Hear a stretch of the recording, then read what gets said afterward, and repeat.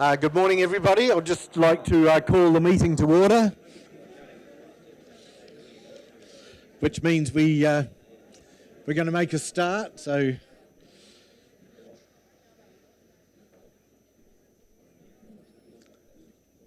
just to welcome everybody to the council meeting of Tuesday, the 27th of August.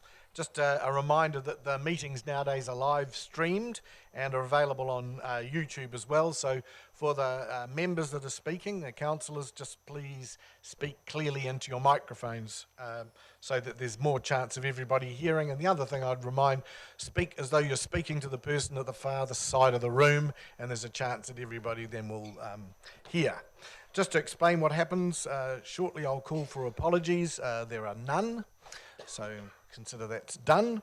Then I just want to mention briefly former Mayor Noel Pope and just hold a minute's silence in memory of him before proceeding on to the public forum, where there are three speakers: Mr. Phil Green from Grace Roads Residents Association, speaking about corrections and their proposal for some sort of facility in that area.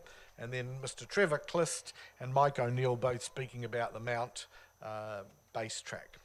And then from there we go on to chairperson's report and then onto the business itself, which includes the Memorial Park Walkway, coastal path. So I just want to mention and acknowledge the recent passing of former Mayor Noel Pope, who was a mayor here for 12 years, and under his watch was very closely involved with the development of the very first harbour bridge, which opened in 1988, and also the empowering legislation for Route P and Route K, and the purchasing basically of that whole K Valley area, which if under his leadership council had not done, would potentially have housing on it instead of being a large green space as well as holding that road. So very worthwhile. And of course Route K is a strategic part of our transport network, and it'd be hard to imagine not having it today. So Noel was a strategic thinker. He always had the long-term goals in mind, and what needed to be done to anchor those approaches. So he had an innate ability really to set the direction but leave it others to do the implementation, which really is what we're supposed to be doing. He was a ceaseless advocate for the Tauranga City, and I think we have a lot to thank him for. I've also received a letter from the Mayor of Hitachi. Hitachi is a long-time sister city, and just paying respect to Noel for the work that he did in terms of developing and maintaining that sister city relationship. So I just want to pause the meeting for 1 minute silence in memory of Noel Pope. Thank you. And we can stand. Thank you.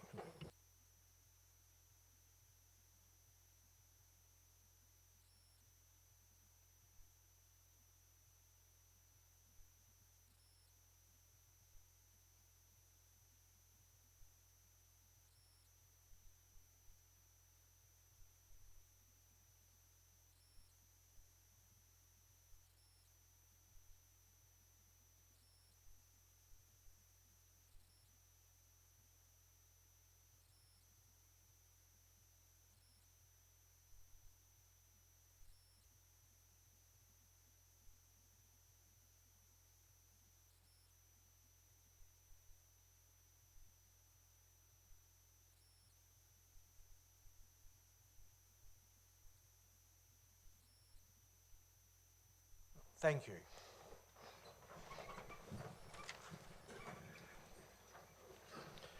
Now going on to the public forum, the first speaker is Phil Green, and Phil, welcome, and if you'd like to press the button on your microphone and proceed. Right. We're normally kept in the dark anyway, so.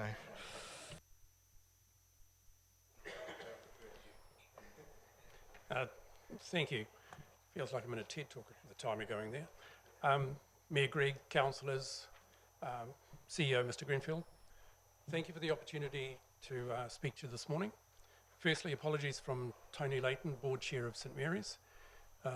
and a majority of the residents and also the business community from Burrows and 15th Ave who could not attend today, but unfortunately business doesn't stop. As you're all becoming aware via residents, business owners, landlords and journalists report, the Department of Corrections proposes to build a community correctional office educational supervisory building at 36 Burrows Street in the Avenues, Tauranga. You should be able to appreciate that the above very worried, concerned, upset people in the Avenues area do not want such an establishment in their backyard. You now may be thinking NIMBYism, but would you have this proposed facility built on your next door neighbour section? I think not. Yes, the site at 36 Burrows Street is zoned commercial and therefore the Department of Corrections could establish the proposed facility. However, that does not necessarily make it right. First and foremost, we have inherent traffic issues in this area, not only at peak commuter times, but also during the workday with commercial delivery vehicles coming and going, commercial clients calling to see businesses, staff parking their vehicles in the street as there is little or no parking on existing sites. The local primary school also generates parking issues with parents coming and going, dropping off, picking up children morning and afternoon, as well as parking during the day due to parent helpers, bus trips and other events. Add in the residents' traffic movements as of right, and the perfect storm is already here. We know the Tauranga City Council is starting stage 1 of widening 15th Avenue, but this is not to alleviate any parking issues in the area. Even the completed TCC project will not answer this problem. It is purely to get commuters past this bottleneck. Ultimately, even with the proposed roading improvements, we will still have the Turret Road and Hyrene Causeway pinch point, for which there is no feasible solution in sight. With 100 plus staff at the proposed Department of Corrections facility, 560 correctional clients per week, with some of those on a Saturday morning, traffic movements will be adding more congestion and obvious safety issues increasing exponentially.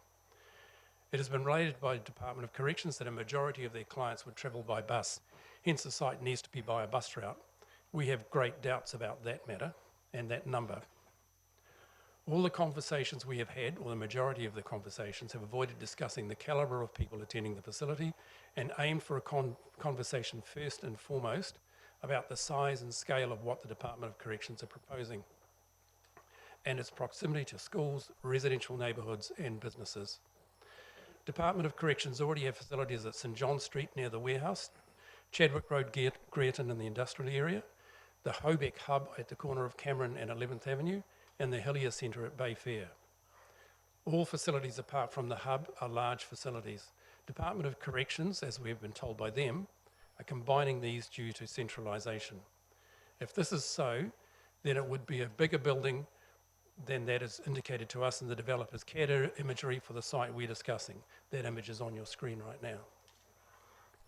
For a building as proposed for 36 Burrows Street and to house all of the Department of Corrections needs, including staff offices, classrooms, resources, congregating areas, parking, storage, etc., then it would need to cover, in my opinion, at least 2 floors without on-site parking and 3 floors if allowing for on-site car parking. It will be a significant building which will dominate the area. Especially notable will be a wire-netting security fence and automatic security gates. Some liken it to a minimum security prison. We do not understand how corrections can say 36 Burrows Street is large enough to cater for amalgamation of even just 2 of their larger facilities into one in their initial investigations. This is a correction statement. Into looking at various sites across Tauranga City. However, no one else in the city seems to have seen developer CAD imagery options for any other sites they say they are considering. No one else has had a letter of intent to say the Department of Corrections are looking at sites in their suburbs. I'm starting to smell a rat. One of our residents commented about a lack of vision for established neighbourhoods, urban regeneration, revitalisation. How does this facility lead to revitalising our neighbourhood in light of government edicts, re-intensification of housing in or on the fringe of existing residential areas? The site would be perfect for that, as it is next door to a church, walking distance to amenities and close to schools. Oh yes, now we get the school issues. Young new entrants children, all the way up to college seniors, walk through this area morning and afternoons, as do parents, elderly and visitors walking or cycling the bike links. Department of Corrections firmly stand by their good work with their clients, and we do applaud that, and how their clients pose no risk to anyone. Referring to the above regarding fencing, even the Family Works facility at Hillier Centre, which we are told is a real low end of the client offending scale, has extraordinary security measures by the average New Zealand standard. Higher wire netting fences and double gates are the norm. If corrections truly believe they have a changed way of doing things, then it is no evidence from the street. So much for giving an impression of confidence about no risk from the Department of Correction clients to this community of adults, children, businesses and visitors who live, work and play in the avenues. Why does the department work behind such strict security measures? Some of our residents have wondered why the facility is not in the CBD, as there are other social services in the CBD to help their clients, and it is a central hub for bus transport for Tauranga. The proposed site in Burrow Street would mean that people would need to come from the periphery of Tauranga City into the CBD, transfer to another bus to get to Burrow Street, then repeat the process later to get home. Cost, time, inconvenience to Department of Correction clients, surely. But it appears that corrections don't really care about that, but rather how every few years they can build a new facility for their convenience. After all, the opening of the Chadwick Road facility in 2015 was supposed to be the facility that allowed for growth and was the answer to all requirements according to the newspapers of the date.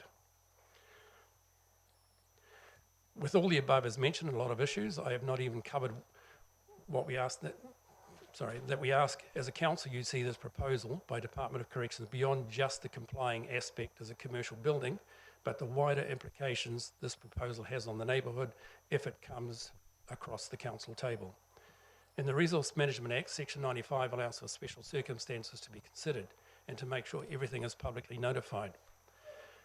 The Management Act states determine whether special circumstances exist in relation to the application that warrant the application being publicly notified. Special circumstances are those that are unusual or exceptional, but they may be less than extraordinary or unique. This is planning writing, not mine. They will make notification desirable despite the general provisions excluding the need for notification. Public opinion may be a contributing factor, but will not be determinative. The special circumstances exception is an enabling power which the consent authority must consider in cases which are out of the ordinary and may, but is not obliged to exercise. A petition which has been handed to you has been collated, and the results I've got here have also been updated as well. But so far we're up to about 400 odd signatures. 98% of those visitors and of those visited, close neighbours, businesses and boroughs in 15th have signed. 1% of those visited had not even heard of it and wanted to learn more. 1% chose not to sign for obviously work reasons. Some residents were not at home or are still away at holiday for the winter time. St Mary's School, their Board of Trustees and the parents have all formally opposed the location for this initiative and have their own petition as well. The figures above, including the position of St Mary's School, indicate strong opposition throughout the neighbourhood. This may not be the usual situation with a commercial building project, but this is one that has fired up the neighbourhood who object strenuously and expect respect, support, understanding and a care of duty from you as council to us residents. Thank you.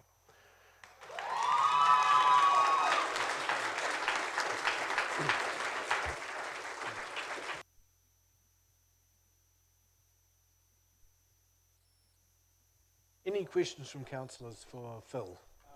Yep. I've got to speak as well. Right. Thank you. Yep. Kia ora. My name is Leanne Taylor. I'm a resident of Grace Road. I'm a stakeholder in St Mary's, Aquinas College and the Granra organisation. So I'd quickly just like to say to you from the people, Phil spoke of St Mary's petition, updated figures, over 1,000 signatures between St Mary's and Granra, and that's in 3 days, okay?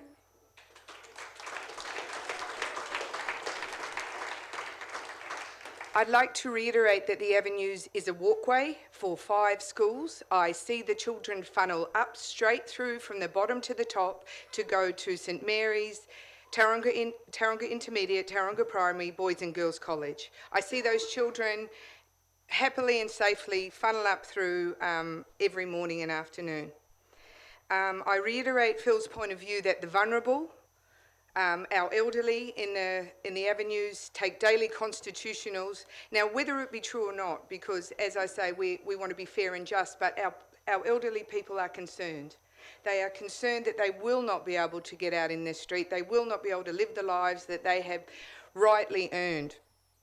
Our elderly people who are marginalised and left in their homes frightened die young, much younger than they would have, if they felt safe and secure and were able to go about the lives that they have chosen for themselves.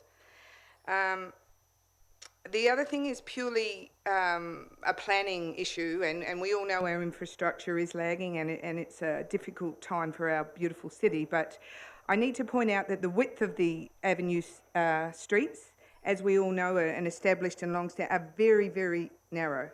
So you get people parking on berms, you get them parking on either side of the road as they are allowed to by law, and then you start to try to get traffic funneling in and out, and it's a dangerous situation, particularly when kids ride their bikes up, elderly do their mobility scooters, all sorts of stuff like that. So I'd just like you all to understand that while we want to be fair and just to all, we need to look after the people who are in our neighbourhood and who are vulnerable and at times marginalised, and will be if this situation happens. Thank you.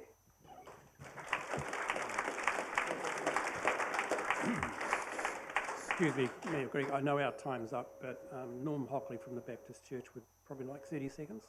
Yeah, 30 seconds. Thank you. 30 seconds. Thank you, Your Honour. I want to acknowledge your reply to my text. I'm a member of the 14th Avenue Gospel Centre, which is situated on the corner of 14th Avenue and backs onto the proposed area. I can't really add a great amount to what already has been said, but I would reiterate that what these ones have said is fully supported by every member of our church and by the elders of the congregation. Our building is used by old people, by children, by a cancer support group, for church activities and several other groups. Therefore, we think this opposition needs to be taken into account at the higher level because of the vulnerability of many of the above. The potential risk to foot traffic, which is quite considerable, and because parking is a premium at the moment. I know of one neighbouring lady who lives by herself next to the church who feels very vulnerable and afraid already of what could be coming into the area. We get so much assurance from the correction department that they'll look after these individuals that come under their care, but the moment they leave there, what are they up to? Are they going around the area looking to see where they might be able to carry out further criminal activities? So the feeling is today, with the groundswell of public opposition, should be sufficient for the proposal to be rejected. We don't want this building in our area, not that we haven't got any concern or compassion for those whom they deal with, but nevertheless, I feel, and on behalf of the church, we would like to say that we would like to see this located at an area which is not next to residential and so close to the walkway to 3 schools. And in closing, I read this morning something that was said a long time ago. May the voices of the people prevail.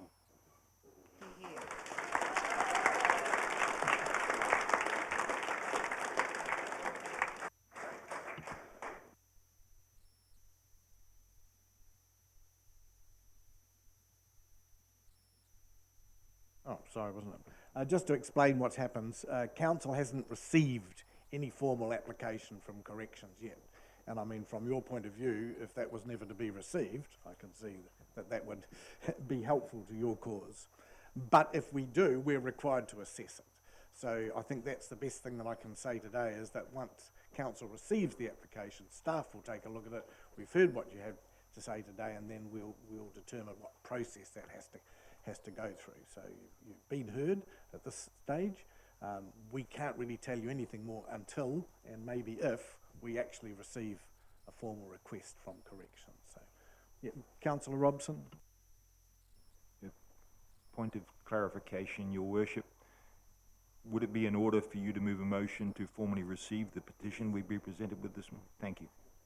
And yes, we weren't aware there was a petition, that's why it didn't go into petitions, but we will formally receive this, so I will move that the petition be received, seconded by Councillor Robson. Okay, and I think there's nothing more we can sort of discuss about it until we get that further, but so I'll put that all in favour, say aye, aye, against, and that's carried. Thanks very much. Thank you very much for your time. And our next speaker is Mr. Trevor Clist, and Trevor, you've got a model there somewhere that you want to look at some stage as the day proceeds, I believe. Is that right? Yeah.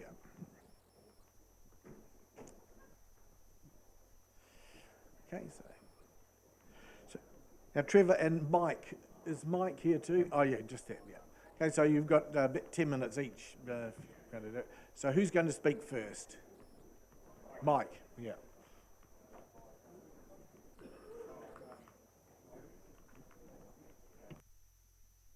Okay, so if you just press the button on your microphone and that'll be good.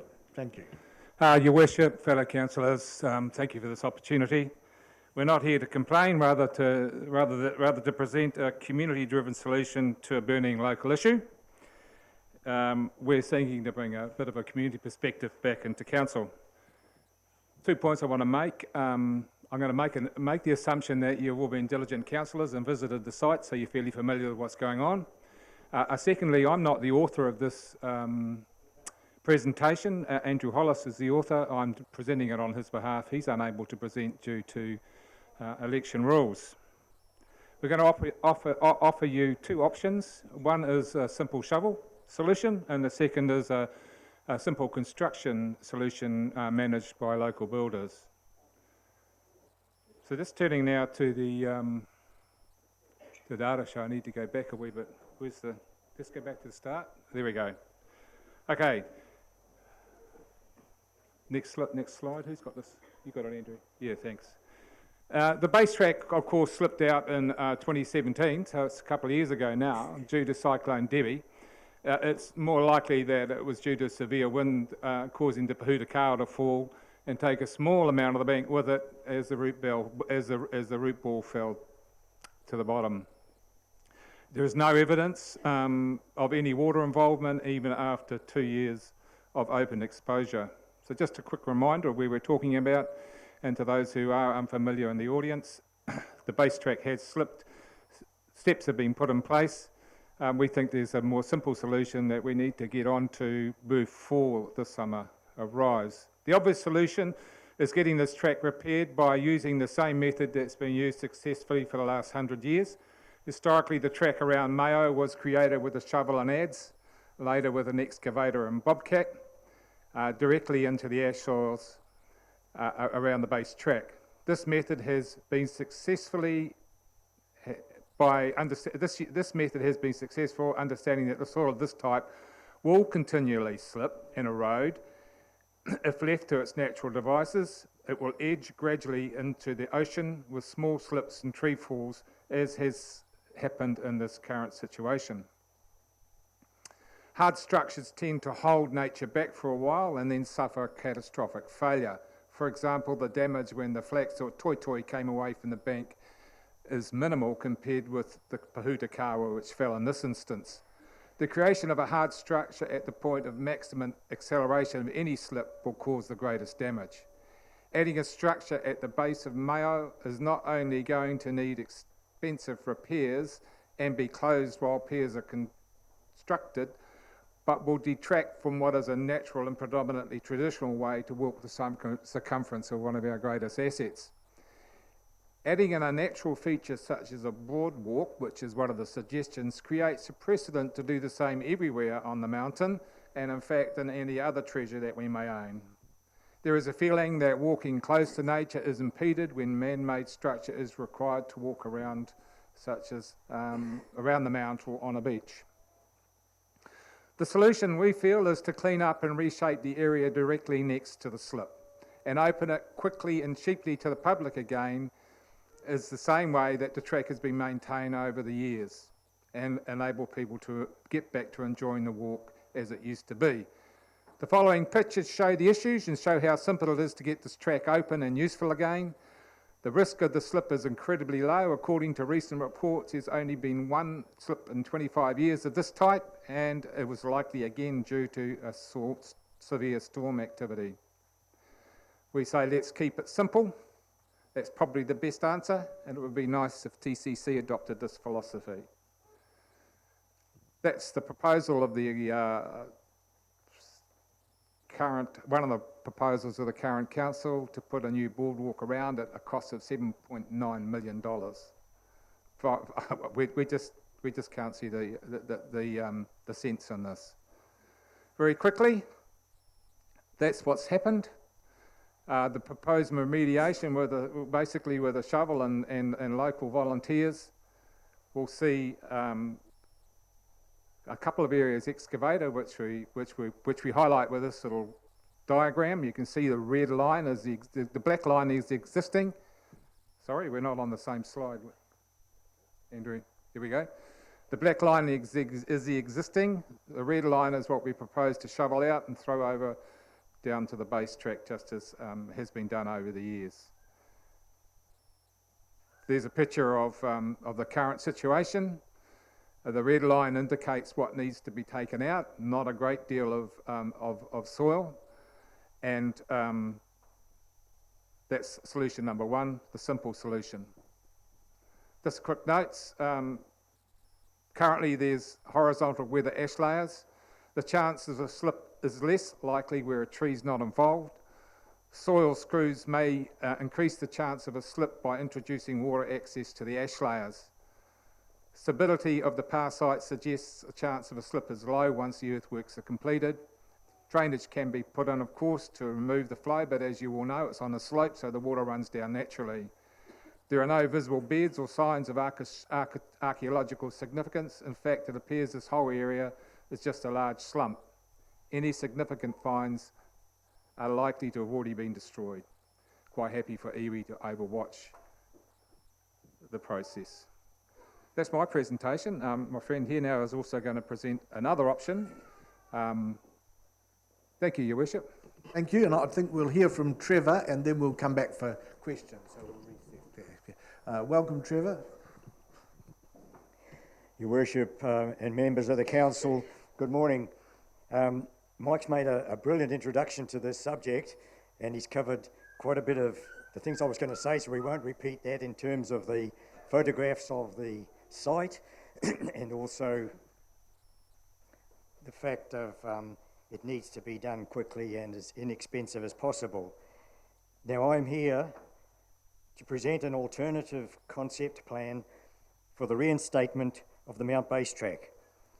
I speak on behalf of a group of volunteer community workers, including experienced qualified builders, and this group would take much pride and pleasure in being allowed to undertake this project. I speak on behalf of the thousands of people, residents, both local and international visitors, who have been waiting to walk this path again, the hundreds of young mothers in their strollers, and the many, many older folk who are deprived of the regular walk around the base track. I speak on behalf of a large number of experienced grassroots people who question why almost every little or bigger project seems to become bogged down by bureaucratic red tape, indecision, procrastination, and exorbitant costs. The community is frustrated. Mike's taken my next line, and that was, keep it simple. This is an age-old motto that's been often overlooked, but nowadays it's more often deliberately ignored. Now, in my view, the reality is the reinstatement does not have to be a complex feat of expensive engineering, just a safe, practical, and easily constructed timber pathway. So, as Mike said, I presume you're all familiar with the site and what's involved there. There's a model I've made up on the table behind, and we've done a sketch here. The first impressions when you go to the slip is, oh my God, the whole path has fallen to... Sorry about that. I'll have to sit. Be quiet. Trevor, can I just, that they can pick the model up, can we just pass it around with carefully to the members? Thank you. So just be careful. You don't want it to fall to pieces if... Yeah. Thank you, Trevor. Sir, thank you. Yeah, so, as I say, the first impressions, I think, go back to the photographs that Mike presented right at the beginning of the subsidence on the track. It looked like the whole path was falling to the bottom of the hill. The reality is that the subsidence at the edge of the track is no way near as serious as it would first appear.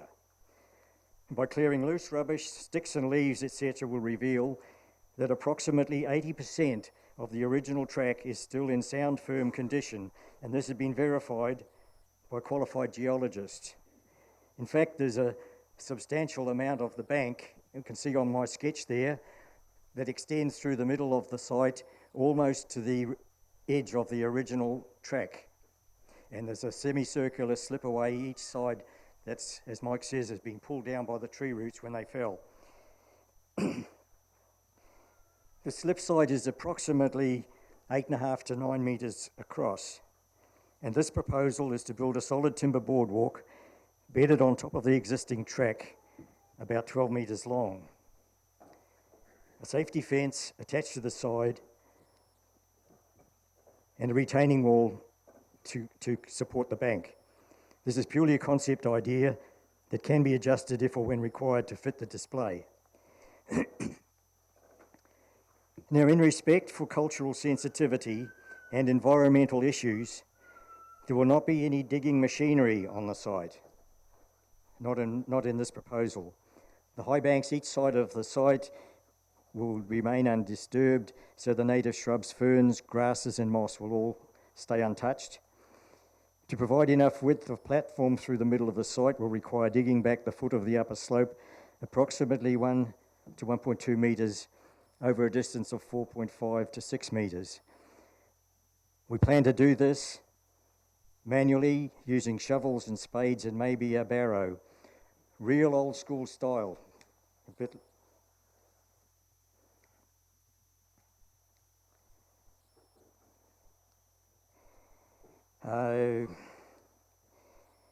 Unfortunately, there is a problem potentially with Tupahutakawa trees at the top edge of the upper slope.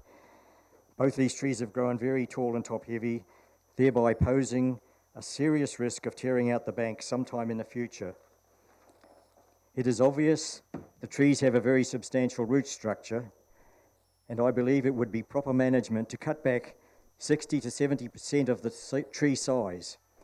The remaining trunks will regenerate new growth and become attractive trees again. We suggest that some of the larger trunks could be salvaged for carving, maybe something culturally significant to feature at the entrance to the pathway. I believe that after the slip event, far too much emphasis was placed on trying to explain why the existing track could not be repaired, instead of focusing on how it could be repaired. There seemed to be a certain amount of scaremongery about the bank being far too unstable and vulnerable to further slips. Now, that promontory of land, standing proud at the entrance of our harbour, has been there for many, many thousands of years. It is solid, and it doesn't overnight become dangerously unstable. I believe that this bank at the side of the pathway is totally firm and secure enough to support a simple timber pathway. We are confident that this proposal is safe, practical, common sense and inexpensive concept.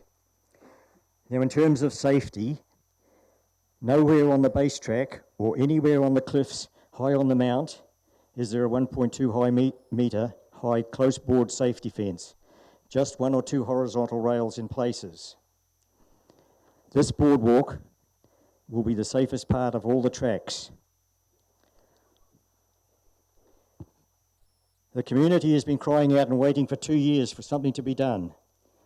Now, I understand that so far this council has spent around $40,000 for security, another $30,000 for building the stairway, and hundreds of thousands of dollars on engineering, design, and consultants. A total of around $600,000 or maybe more. And what have they got? A $6.5 million headache that most people don't want a bar of.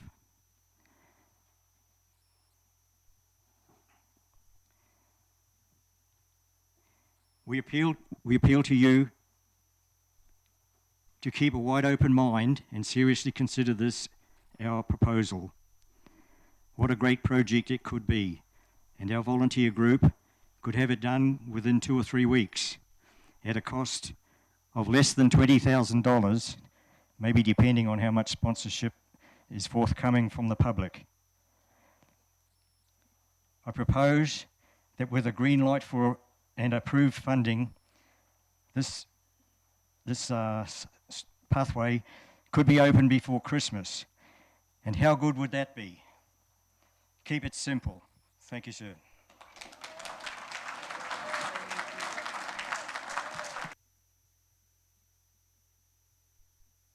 Okay, so thanks, Trevor and Mike. Questions from councillors? Yes, Councillor Granger. Thank you, Mike. And Trevor, thank you. Your model was fantastic, and congratulations on building such a thing.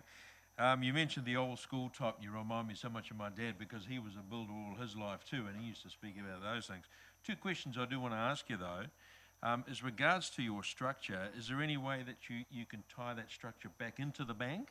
It just seems to be just sat there, and a concern for me that if any future slips, it might take the structure with it. Yeah, just very quickly, Councillor Granger, and I'll certainly let Trevor answer as well, but yes, and we have a number of local builders, very prominent builders whom you would well know, that have put their hands up and said they're happy to get involved.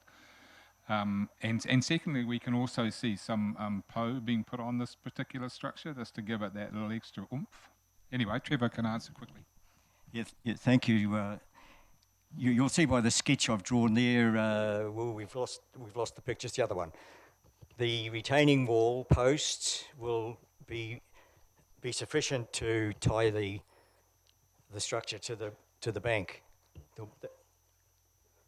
The final question is and I've heard many of these words come forward as regards to cheaply, quickly, keep it simple, inexpensive.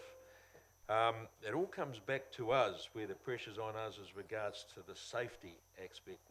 And the thing is often we have to use consultants, sad to say, and I've heard your point as regards the expenses coming in on board. But when I talk about the safety, we're talking about over 1 million people per year going around the mountain.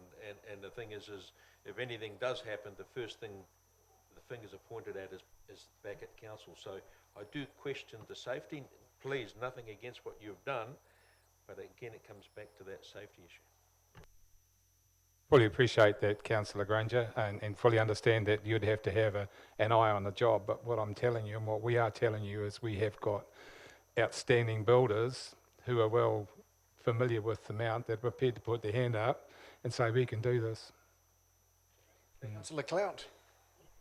Thank you very much, Trevor and Mike, and I applaud your good old Kiwi ingenuity. Just so one question, have you spoken to representatives of the owners of Moel at this point? Not at this point, Kevin, no, but certainly it would be our intention to do that. But this is about the community coming together and doing something as a group, and that's quite exciting as well. You know, you don't get those things happening often these days, and this is a chance perhaps to do that. Any other councillors? Yes, Councillor Bullock. Yeah, thanks again. It does evoke great memories of when the community used to muck in and fix things and build things. But there is another organisation you have to have a talk to, and that's the New Zealand Historic Places Trust. You know, you cannot put a spade in it without their permission. So that's sort of the bureaucracy we all live in and we have to work with. Have you made any approach to them? They're just down here on the corner. you might like to go and have a chat. In respect to that, not at this stage. Our understanding is that the little bit of digging we plan to do, or at least on my plan, I'm not sure about Mike's one, is that we won't be digging anything that's not part of the slip factor there, so it's not going to disturb historical or whatever in any way. Thank you. No matter where you dig and what you dig, you'll have to have their permission. But by all means, go and talk to them. We'd be very open to working through something that's a cheaper option for everybody. Yes, thank you, Councillor Baldock. As I said, this is our first step, stage one of our plan. Thank you. Thank you very much for coming in and speaking to us. Of course, Council would love to hear various options to reduce costs. We've actually asked staff to look into a number of different things and report back to us. The getting permission and getting resource consent is actually a biggie, and so I think that's what could be worth talking to the Historic Places Trust, because as Councillor Baldock has said, we do have to fulfil a variety of things with them and also the owners as well. So when you add that all up, that's why sometimes things can appear to be taking so much longer than they should be and costing more. But we do appreciate you coming in, and thanks, Trevor, for building the model. So thank you. Thank you.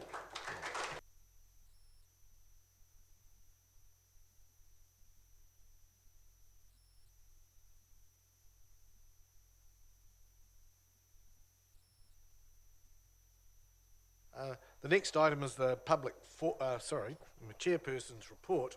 I don't normally have a chairperson's report, but I would like to, in this, just table, and it's been the subject of media interest. They asked me for a copy of the letter I sent to NZTA a few weeks ago, and I just want to officially table it at Council today, and just to state that ever since Council heard, which was early July, that the underpass at the Bayfair to Bay Park project was under threat from NZTA, we did spring into action then, and through our Chief Executive Marty, requested numerous meetings and explanations from NZTA, and the frustration that resulted from a lack of definitive answers led to the writing of this letter. So I just formally would move that it be tabled. Is that how we do it?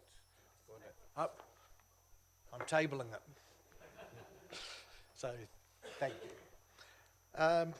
Now, on to the acceptance of late items. I believe there are none. Councillor Robson?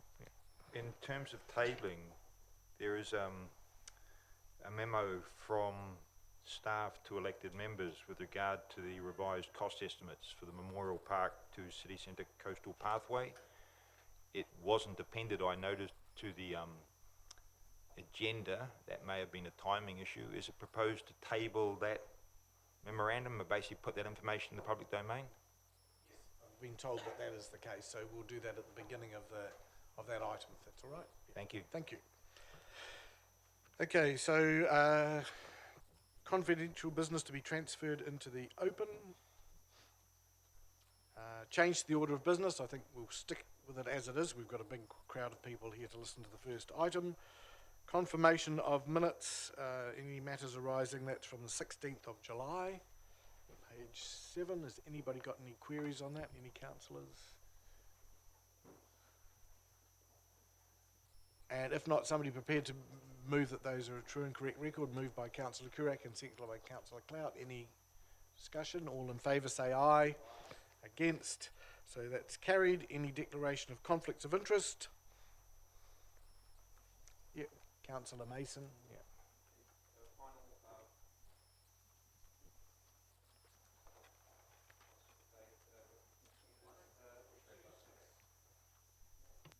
Two 269, got a conflict of Okay, interest. the Activate Spaces Initiative. Yep, Thank you. so So I won't, that's been noted. Yep. Thank you. Now on to the business proper, DC 137 Memorial Park to City Centre Coastal Pathway, which was left to lie on the table.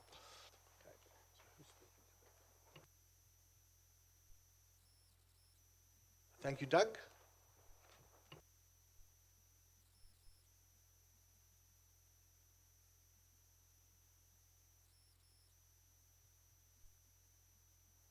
Thank you, sir. Morning, everybody.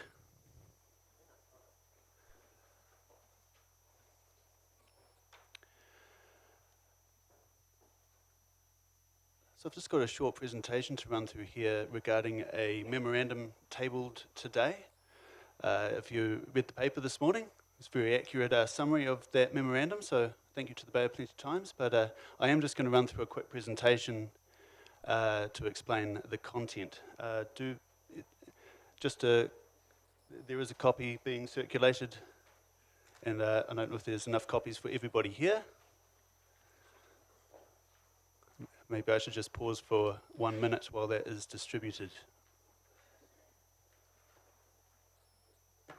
Councillors have got a copy of it that was emailed, so I think we can proceed. Thank you.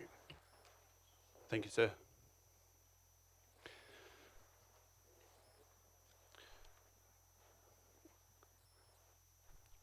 So just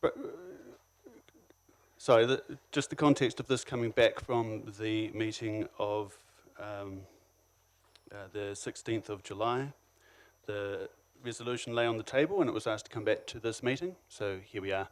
This memorandum and this presentation is just in relation to updating cost estimates for for a potential walkway, whether that be a boardwalk or a rock revetment style which was outlined in an appendix to the original DC 137, but I got strong feedback from the meeting that more information on what that would represent as a total project cost rather than just saying here's a construction cost estimate for those elements. So we have taken that on board and provided this further information now. Unfortunately, it wasn't available for when the agenda went out. It was a day late, basically, so I'll cop that. So we're just linking one destination, Memorial Park, with another, the waterfront. And there's obviously about 900 metres from the Memorial Park to the Strand extension and then a further extent to the actual waterfront. So that was the clear direction from Council on the 16th of July to consider that whole extent. We considered a rock revetment basic methodology and priced that through ACOM, and that was the attachment to the DC 137 report. That's the cross-section of a rock revetment, and their report basically said that's 5,625,000, that equates to about 6,000 per square metre and a bit. Then there was the boardwalk option. There's the Auckland example, cross-sectional detail, and that was suggested at a 3.33 million figure, or 3,700 per metre. So what I've got here is an excerpt from the memorandum which is circulated, and this is just walking through how we go from those construction cost estimates to what I'd term more as a total project cost estimate as requested.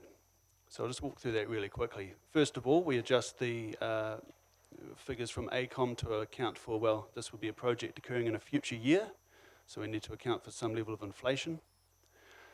And that takes it to what you see there is, actually I've probably got a pointer on this.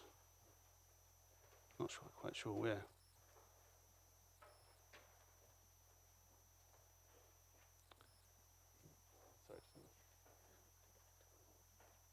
Brilliant.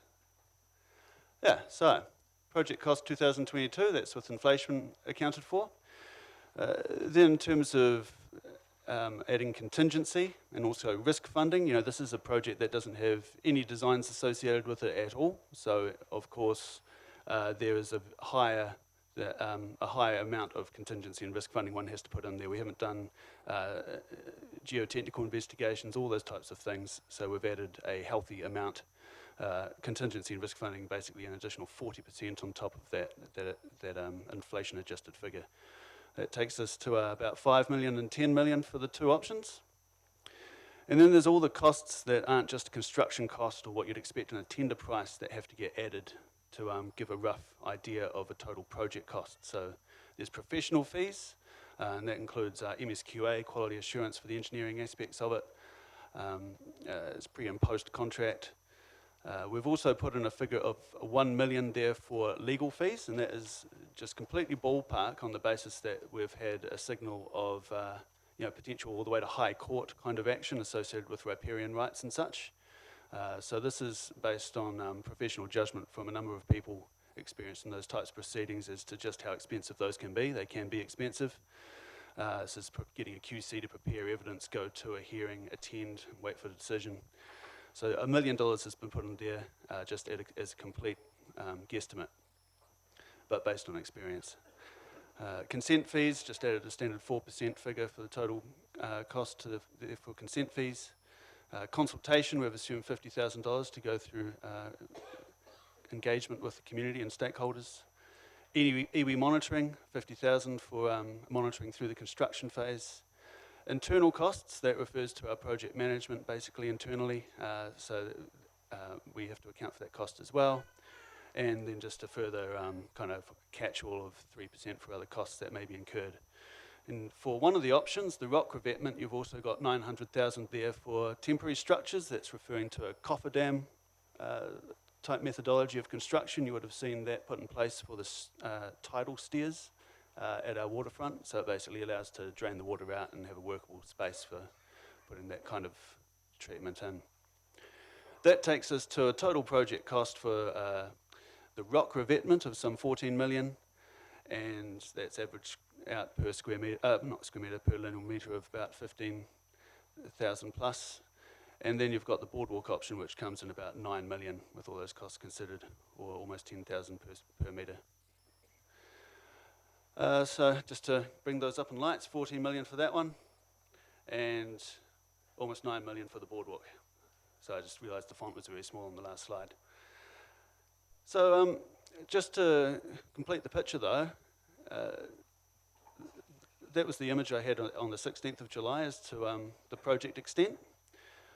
Those figures really relate just to a 900 metre stretch, which is from Memorial Park to the Strand extension. So from there you have to get through the Strand where that meets to where Harbourside Restaurant is, so you've got a little jump there. You've got to get around or under or over or somehow past the Harbourside Restaurant, and then you've got to get from there along I won't say condemned, closed timber boardwalk, which is currently there and not publicly accessible due to safety and maintenance issues. So that's it in a different perspective. You see where the dotted line comes in as to the 900 metre coastal pathway. Then you see the Strand extension area, subject of a project at the moment in design for an upgrade. You see the Harbourside Restaurant, and then you see the existing boardwalk, which is closed. So to give you a on the ground perspective, this is a picture of the area immediately when the boardwalk or pathway would finish. This is the Strand extension site. We've got the cost estimates from concept design, which put all the kind of surface area treatments at over 2 million for treating this area. Not all of that is associated, obviously, with just a pathway or a shared pathway. So I've just put a really rough figure there of 1 million plus for dealing with getting through that portion. Harbourside Restaurant, just do a little plug, I love eating there, it's delicious. How you get around this, we've got really very little idea. Options could include a raised boardwalk around it, a floating pontoon. There's about 1.4 metres between the back step of the restaurant and the designation for the railway, which is not a lot of space. If you've ever walked through there, it's very tight. Obviously, the bank is then surcharged by the railway, and there's some large Bahuta carvers there, very difficult to think of a way through. Or you could go around the roadway for a bit and have an underpass under the railway, potentially. That has not been costed. So I've just put, this is the loosest figure of all these components, 1 million plus for that, really not sure. And this is the section that is closed during a storm event, maybe that's why it's closed. That we probably have the best figures for what that would cost, which is in the order of just over 800,000 to just over 1 million in terms of the estimates to fix that. Whether that was up to the specification though of what you expect from a shared pathway, given we've looked at 5 metres for the extension from Memorial Park to the Strand extension, that would have to be determined as well. So I've just put 1 million plus for that because that's in the ballpark of repairing that structure. So where that leads us to is adding that 3 million to the previous figures for a 5 metre wide rock revetment supported pathway. I would suggest the cost could be in excess of 17 million, so I've got 17.1 at least as a figure there, and for a 5 metre timber boardwalk to the Strand extension, and then unknown solutions beyond that, at least 11.8 million. And that takes us to the end of updating the cost estimates and speaking to the memorandum. I've got the recommendation there as it stands, as amended on the 16th of July, and now for our consideration. And I can answer any questions that come up regarding the memorandum.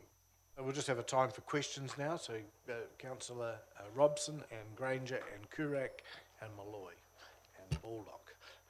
Yeah, firstly, I'd like to thank staff for, how can I put it, finding the time to update the figures. The original figures, I think, put in circulation, unfortunately, anchored in the public's mind a figure of 5 to 7 million, and obviously we're looking at costs far in excess of that.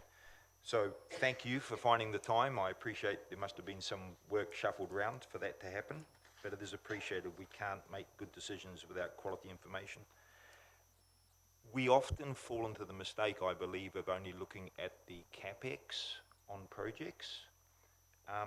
Has there been any work done in regards to the OPEX? And the reason I ask that, and to give a specific sort of context or example, the walkway you said is condemned or not up to, and it's going to require $1 million plus to put right. How old is that?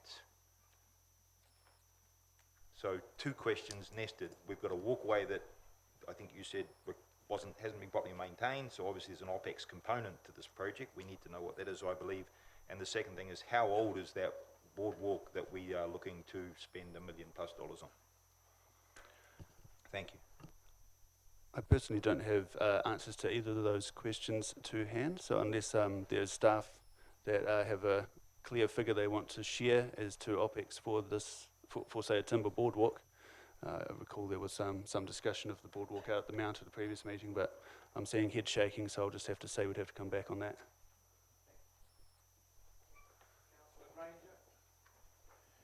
Hey, thank you. Look, just coming back to those 16 properties with the riparian rights, just a couple of questions. Is there what we call a set standard design for them to get access to the water? And if so, is the costs included, or are they on a case-by-case basis, each one of them? And again, if that's the case, how do the costs lie with that? Good question, thank you, Councillor. I suppose this really speaks to the obvious reluctance I had to actually go beyond just tabling a construction cost estimate at the last meeting this was discussed. It's not just a fits all for how one would deal with riparian rights or an access solution for individual properties. This cost estimate you have here, it includes 118,600 for stairs, 28 sets of stairs down to the seabed level along the pathway for not just the 16 properties with riparian rights, but all of them, and 9 boat ramps at another cost of 116,000. But those are just broadly indicative. The treatment of how one would deal with riparian rights for an individual property, that is something that would involve engagement, it would involve developing a concept, looking at options, and indeed be dependent on what actually was the construction method used for a pathway.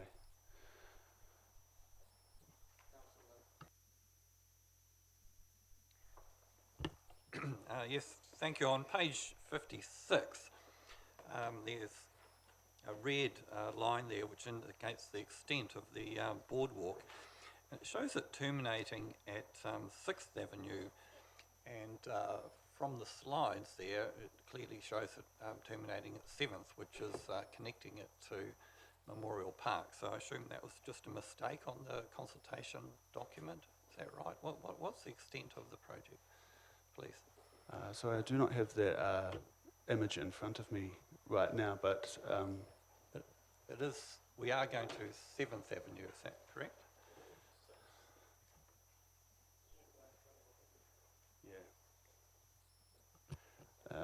Yeah, there is a walkway in front of this section from 6th to 7th already, but I imagine that's not subject to the width requirement. So as to a 900 metre extent, I can't confirm whether that calculation is from 6th or 7th. I'd have to go and check that. It could well be that it's the figure, that the extent indicated on that page there.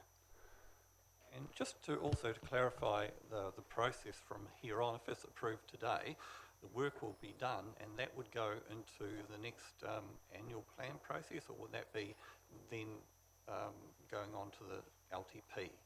What's the proposal in terms of the process?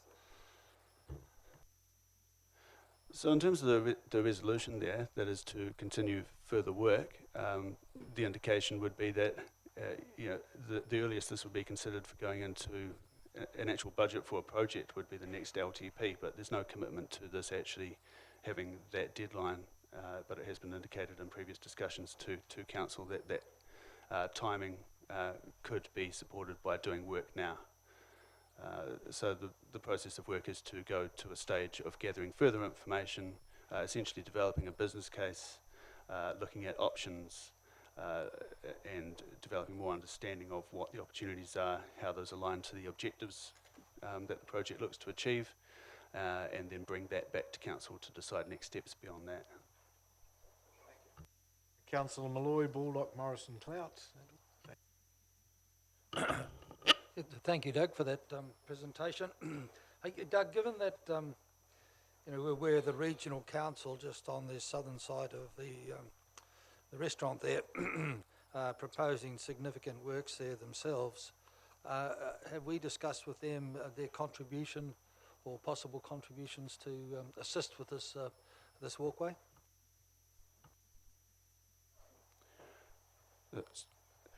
The Bay of Plenty Regional Council with their work, not specifically to the walkway, just in relation to the Strand extension, which is a project council's identified to do design work for. That's not the case for the Memorial Park to City Centre pathway. It's not a project, it's an idea that has been consulted with the community on. So there's no project to discuss cost contribution from the regional council at this stage, and we haven't had those discussions. This stage, okay, thank you. Thank you, Your Worship. When questions are finished, I just indicate I'll be happy to move a motion. Doug, one of the things that's going to impact on this is the issue of the inner harbour erosion with sea level rise, according to how much it happens and all the rest. But we're already advising all of the owners around the harbour that work is being done. So if we go forward with this, will we be able to include in our investigation the costs related to the protection of the harbour, or the protection of the edge of the harbour, if you like? I mean, the rock embankment would probably be the best, but it's the most expensive. So would you be able to factor that in and always report back to us and to the landowners that are there the benefits of what is being done in that regard, if we went ahead with one of the options at least? Yes, if this was put in the context of developing a business case, one of the objectives or the benefits that would be achieved from the project would be in relation to coastal erosion, and then you would look at what the options are to achieve those benefits and quantify those and develop information to understand how that could be achieved. So yes, that would come through the next phase of work. One more, sand is sort of a lost feature of our harbour in many places, but it could be incorporated in a project like this where, because of the dredging that goes on frequently from the port, we could return white sand to the area and use that as a means of preparing for the project. Yes, we do already have a program of beach replenishment, using a budget annually to put that in place, and I think Memorial Park's actually one of those places tipped for such replenishment.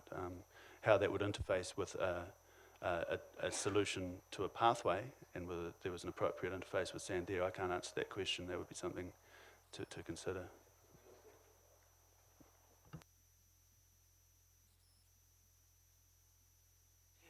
Thank you, Your Worship. Just having a look at the numbers there. 17 odd million for nearly a kilometre is half the cost and over 13 times as long as NZTA are telling us an underpass would cost to build at Bay Fair. So it makes it look pretty good value in comparison. In terms of our valued funding partners, NZTA, what options are there for us to consider in terms of subsidy from them, in terms of subsidy for cycleways if it's used as a cycle path as well, noting that cities around the country aren't getting a lot of joy in getting money out of NZTA at the moment. We've got Tauranga City Council ratepayers paying for the planning of a state highway, for goodness sake. So what sort of alternative funding arrangements can be made? I mean, I note the Provincial Growth Fund the other day, Minister Jones came in flanked by some aspiring local politicians to grant nearly $1 million for a roof with no building. So what's out there that we can use to reduce the burden on the ratepayer? In terms of NZTA funding, there is, at a high level, and not to presume future conditions, there is some support for walking and cycling infrastructure. But I think the key thing to remember here is there actually isn't a concept designed for this and exactly how it would function. Like, for example, if you wanted to have better provision, through a business case, if you wanted to have better provision for cycling from this destination to the CBD's waterfront, is a coastal alignment how you do it. We've seen concepts for Devonport Road fulfilling that function. So it might be, for example, that if there was a split and that shared pathway cycling wasn't to share the space with the coastal pathway and it was pedestrian only, for example, that would affect the investment proposition to NZTA for the infrastructure, presumably not knowing what future conditions in terms of NZTA funding and if they've even got any money, So there's it's hard to answer whether NZTA funding would be available for this project. Likewise, the PGF, that's always a changing dynamic as to what's available and where the money will go. And certainly there's at this stage no clear direction from as to this project proceeding any further to be a contender to say this is something we would do if we had the money, because we're still discussing whether it goes from idea to project. So, and that's really the case for a lot of the answer I give to essentially any other funding source. Supplementary. So essentially we need to do the work now so that we've got some certainty, or not certainty, but a better chance in terms of getting funding later on. We need to get the work done now so we've got some more certainty around that. Yes, I'd say that business case development is absolutely essential for funding discussions.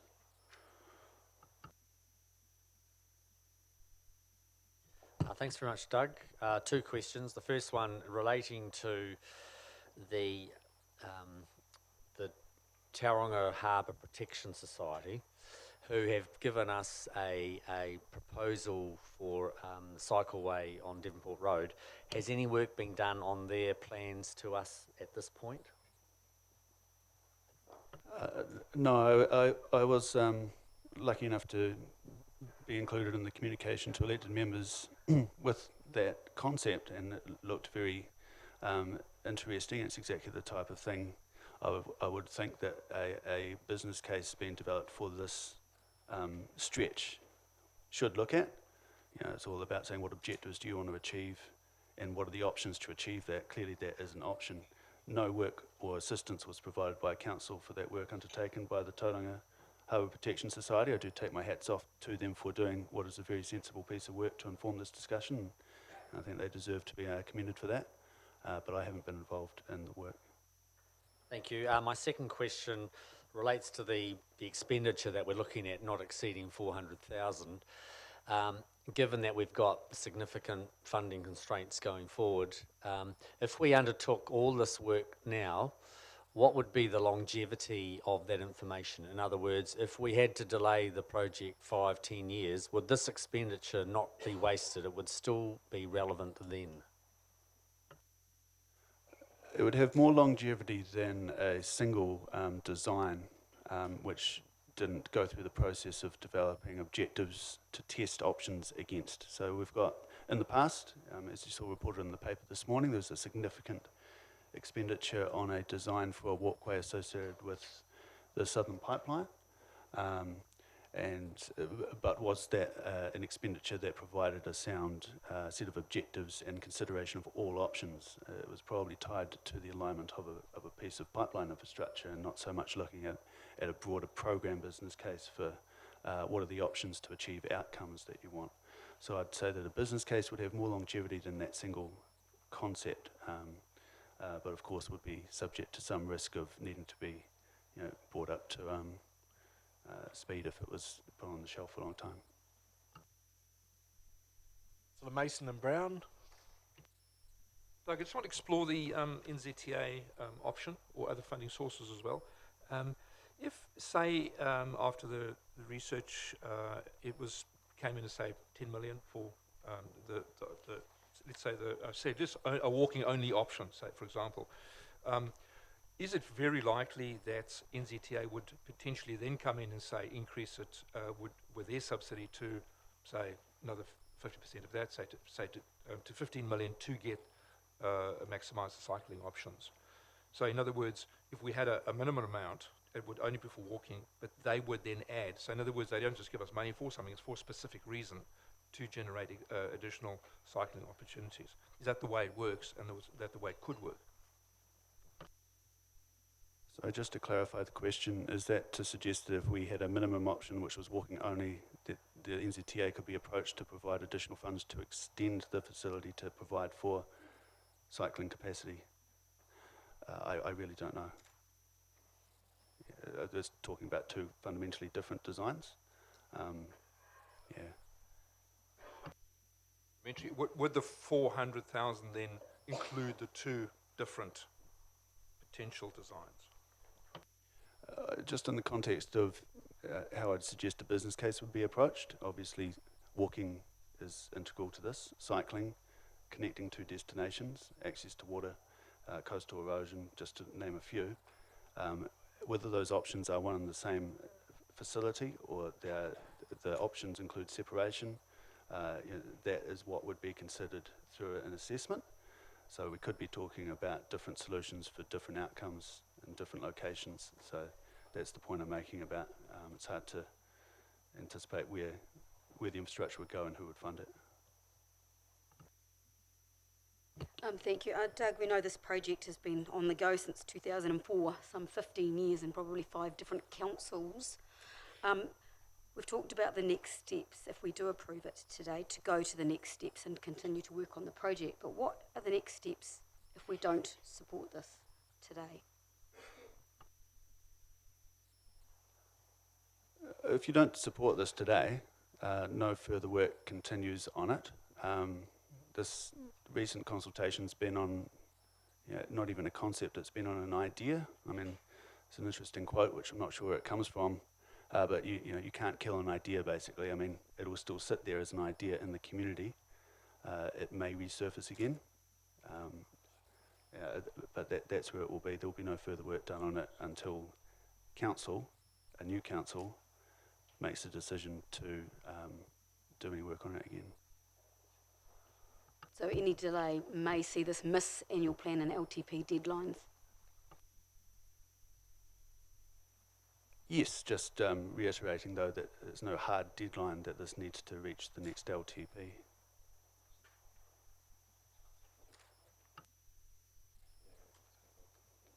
Councillor Bullock. One more question then? Yeah. I have more than one question. Okay, go for it. Yep. And it relates to some of the topics around this. So, building on Councillor Brown's question, if this was considered to be an LTP scale project, and certainly its order of magnitude suggests it's of a scale that fits more an LTP type process than an AP process in terms of additional funding. If this project lay until a new council came in and made a decision, effectively, would there be sufficient time to do the business case necessary to put this into an LTP? I just wanted clarification because I didn't In other words, if this lay to a new council, we have an election coming up in a couple of months, there are some questions to be answered, there's some work to be done. Would there be sufficient time if this was initiated by the new council for it to deliver the business case for a proper LTP consideration? In your experience, obviously. In my experience, if you waited until the new council and then started the work, given we'd have to really have something to take into the LTP process by August next year, I'd say that would be getting quite tight to have any, yeah. Thank you. Again, a supplementary in relation to a topic raised by Councillor Larry Baldock in harbour erosion benefit.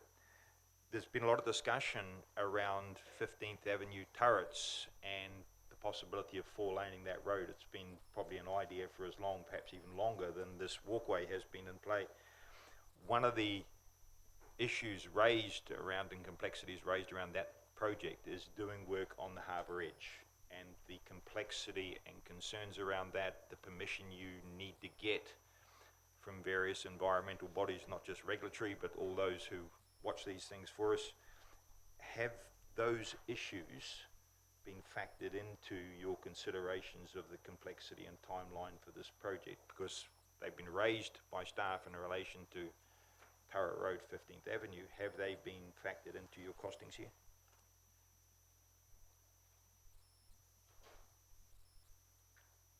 Short answer, yes. I was going to shuffle some paper if you wanted a slightly longer answer. No. Short answers are good because I have a number of questions.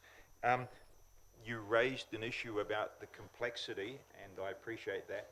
These are complex issues. Does the budget, I was a mover though, from memory, of actually increasing the original budget to the figure of 400. Does that provide sufficient scope for us to deliver what's required for this to enter an LTP process? Is that enough, taking into account all the issues that you've raised, and particularly the whole harbour side issue? Noting that we probably could have bought the harbour side a few years back.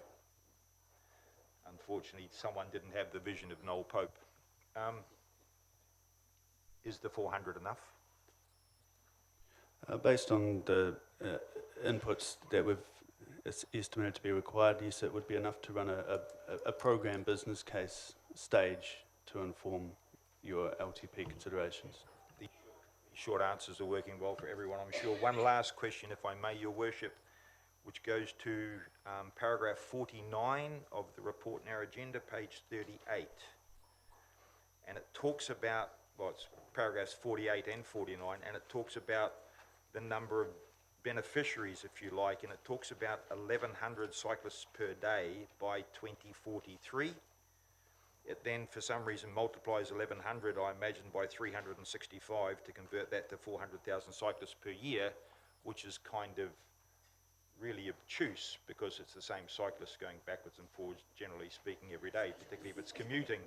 You know, it's like if I climb up Mao every day, which would make me a hell of a lot fitter and, thank you, Councillor, skinnier for those that didn't hear Councillor Brown's comments. Less rotund. I'm not 365 users. I'm one user who's used something 365 times. So just so we're clear, the number of cyclists we believe will benefit from this, is it in 2043, is it 1,100 cyclists, or is that counting both trips? Is that 1,100 cycle trips, and is it in fact 550 cyclists? Just so I'm clear, is it 1,100 cyclists benefiting from this 17 million, or is it 550? It's 550 or less, because someone may make multiple trips in and out on the pathway every day. So. And 550 as a percentage, just quickly, of our population is a very small number. So, okay, thank you. Councillor Morris, did I see your hand or not? No, you just saw me flailing about. All right, okay, that's fine. Councillor Baldock. Yes, thank you, Your Worship. I'm happy to move what would be receiving the report and then the amended recommendation on the screen in front of us.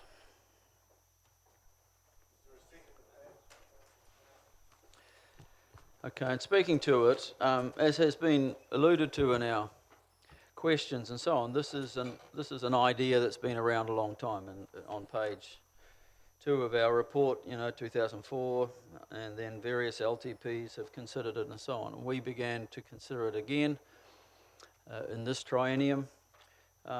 Whether we decide to go ahead today or not, this is an idea that won't go away, I believe. It has a significant merit if it can be achieved for the city, for everybody who lives here. There are things that need to be addressed and hurdles overcome, as there is with everything we do. But I believe we need more information, and that's what this is about. It's an agreement to pursue it further and to get more detailed information to better inform an LTP decision. This is not a decision today for ratepayers to spend $17 million on a project. It is a decision to spend up to $400,000 to do further investigation to better inform a better decision. And in fact, there will be further consultation with the community. But so far, I think the consultation we have had, which is reflected in this map we're all aware of in our agenda, shows widespread support from across the entire area of our city, and as I was about to say also, Chris, that by those that are here this morning, to show their support for the project. So I think it justifies going ahead at this point. You may sit now, thank you, Chris.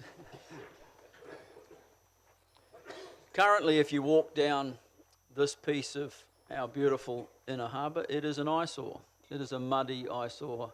The edges of the water to the land need to be addressed. They need to be cleaned up, as I've expressed in the questions too, with the potential inundation and erosion occurring. There is some work that's going to have to be done at some time in the next 10 to 15 years, I would expect. So investigating that further going forward is a good thing.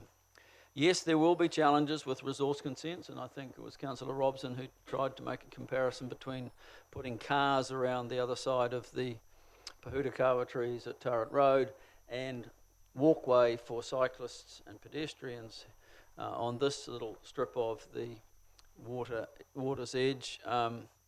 It will have to be consented, but I think there is a difference. And one of the major differences, of course, is we already have support from local iwi for the project.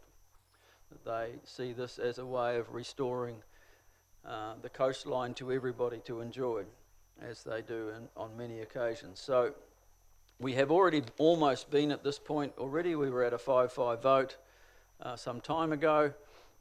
We now have more information about what the costs could be, and I'm sure they will continue to be revised as they do as we go forward and find facts. But I thank the staff, Doug and the staff behind him, for the sheet in front of us, which does its best to correctly estimate what the costs could be. Big difference between the rock revetment and the boardwalk option, something that a decision would have to be made on.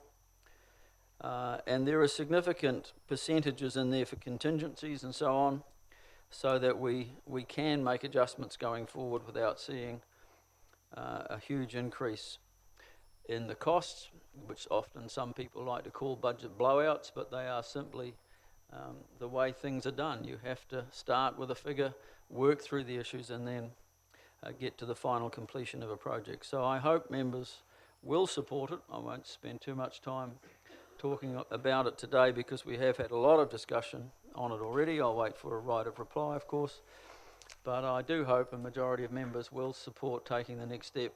Yes, the new council coming in may well just decide to reverse it all and put a halt to it.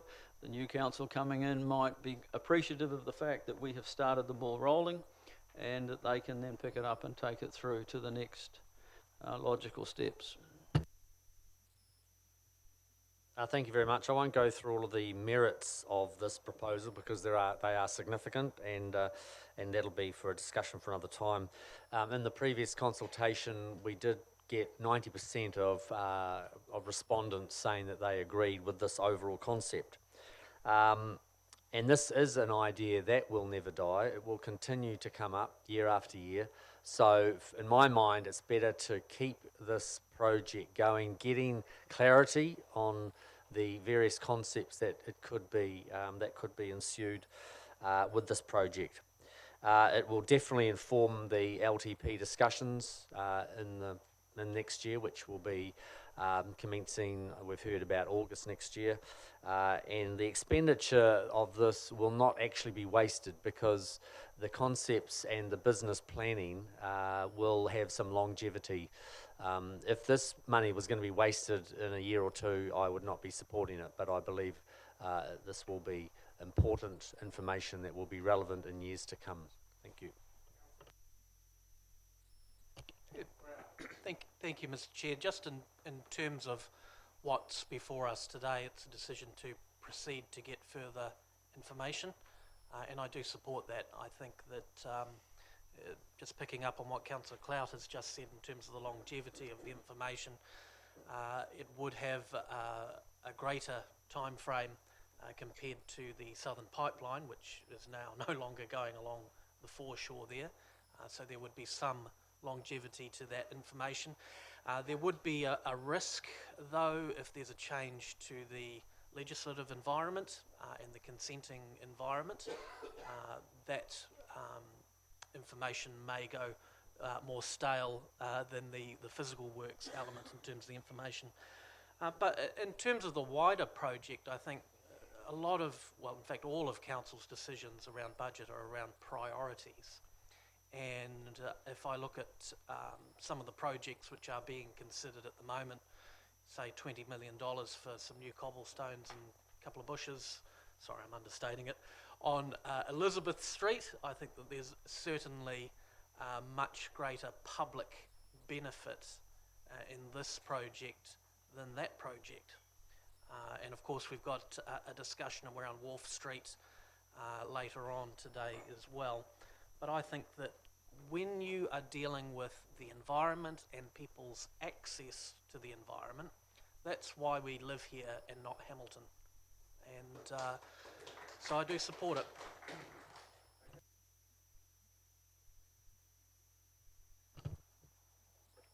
This project, probably unlike some other council proposed projects, are well supported by the community.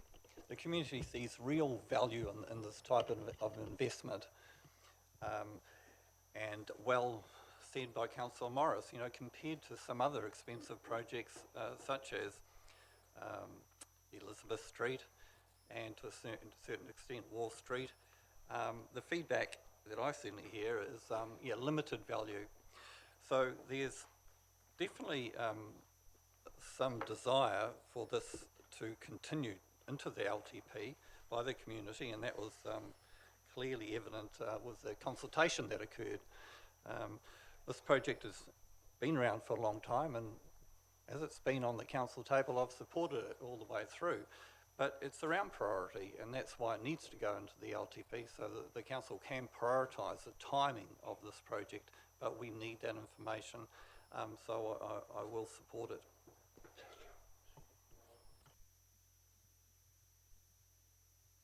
Thank you. Yeah, I support it because this is just next steps. It's the next logical step, and it's not a decision to build, not today. We need to ensure that this project is accurately scoped and it's properly designed for the long-term benefits, it's well funded and budgeted, and that our organisation has the staff resources to carry out a good job so that it doesn't fail. And I remind everyone of Te Papa o Maurepa Takataka, also known as Phoenix Park to most, that the construction commenced under an old budget. It was a 9-year project start to finish, and this one here is 15. So let's not repeat those same mistakes. We need to collate and prepare accurate data for the next council for their LTP or annual plan discussion, and it's my responsibility as an outgoing councillor to make sure that we leave this organisation and the next council well positioned to make really good informed decisions.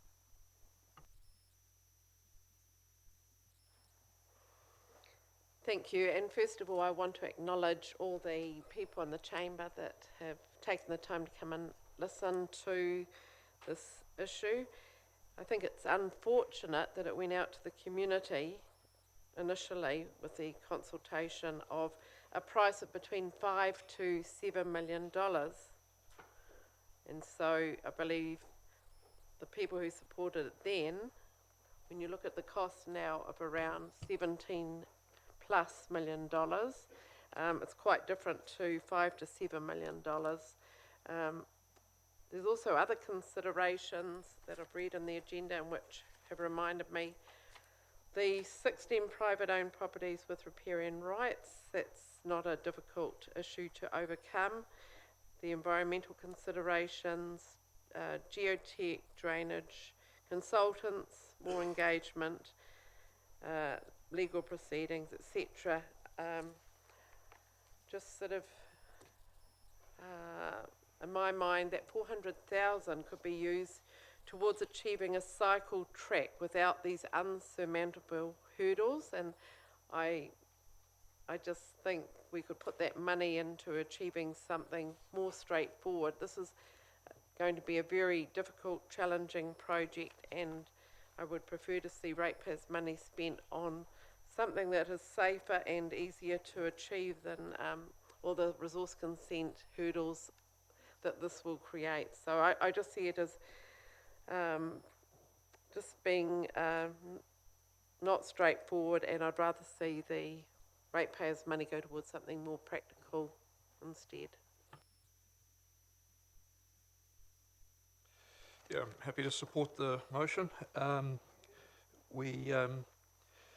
In Tauranga City Council hasn't covered itself with glory in the past few years with project expansions of budget.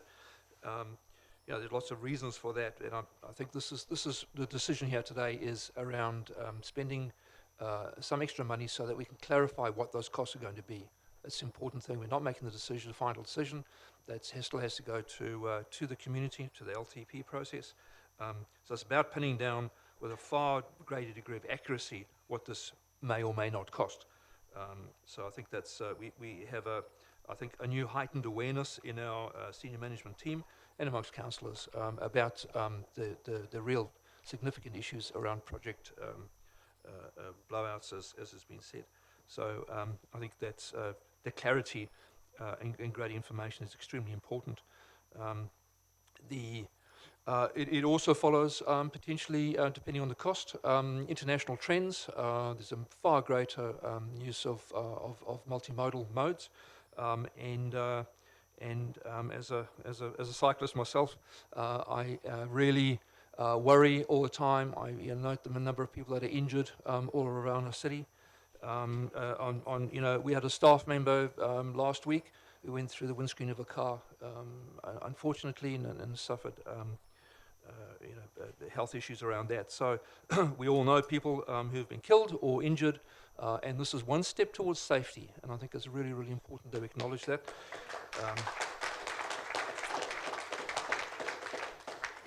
The number of times that I've nearly been taken out in the last few months is scary.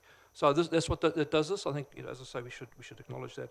I also have sympathies with the affected property owners. None of us wants to be in a situation where we have a little bit of paradise in front of us, and it is paradise, and a potential change for that. So I do acknowledge that, but sometimes the public good should prevail, and that's, I think, one of these situations where it's one of those big decisions that we have to take, and that decision will be taken after public consultation with the LTP if this money does deliver more facts and clarity around this particular project. Thank you. Thank you. Yeah, first of all, I thank you all you cyclists for coming along today, and in fact, when I was coming in through downstairs in the building, I saw all the cycles parked. I thought, wow, that's something I've always imagined myself getting on one of these, but I'm sorry, it's not going to be a one you have to put a lot of effort into pushing, more like an electric one, I think, for me, in the near future. Thanks. Look, some decisions are very, very hard to make in council, and I've looked at this, and today it's been mentioned, and I want to mention these things. Ballpark figures, risk funding, desktop estimate based on limited information, rough estimate, loose figures, estimated costs at least 17 million, operational costs to maintain, NZTA funds, that's unknown. All those on board, you know, I often think this council in the past has been caught many times, and I can imagine these costs again will increase well above the 17 million. I feel, and my point is here, that we have far greater priorities, and there was an example today that the 15th Ave, the four laning of that, has been on the books a lot longer than this memorial track. Some of these past figures that I mentioned and failures of council and some of the projects too. Am I prepared to spend another $400,000 of ratepayers' funds on top of the 500 that we've already spent, which is close to $1 million? I'm sorry, I'm not, and I'm standing against this, and that is my decision. Thanks. Councillor Robson. Thank you, Your Worship. I'd like to respond to a number of the points made. I think the contribution by Councillor Stephen Morris is extraordinarily valuable in this debate when he talks about priorities and some other projects in discussion in our community and around the council table, frankly, don't measure up in terms of priority. This project does have some intrinsic value. There is no doubt about that. His observations re Hamilton, one only has to think about the that small place at the foot of Mount Taranaki and what they've managed to do by interfacing their community with the water, the sort of contribution that can be made. I think the contribution made by Councillor Leanne Brown is also equally valuable, reminding us that if we don't look into projects properly, we wind up with things like Te Papa Ona Manu Poto Takataka, or even worse, Durham Street.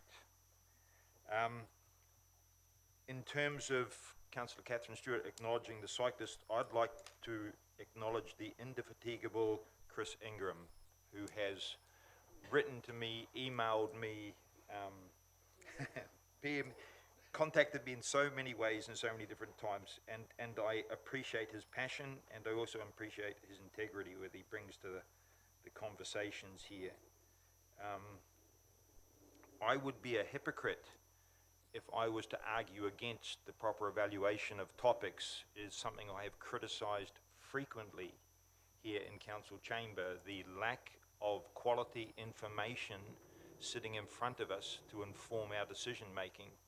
As a matter of fact, I would have no shame in claiming some credit for the work that resulted in the memo from Doug Spittle, which has given us a far stronger if you like, base on which to make a decision, albeit one with a slightly scarier bottom line.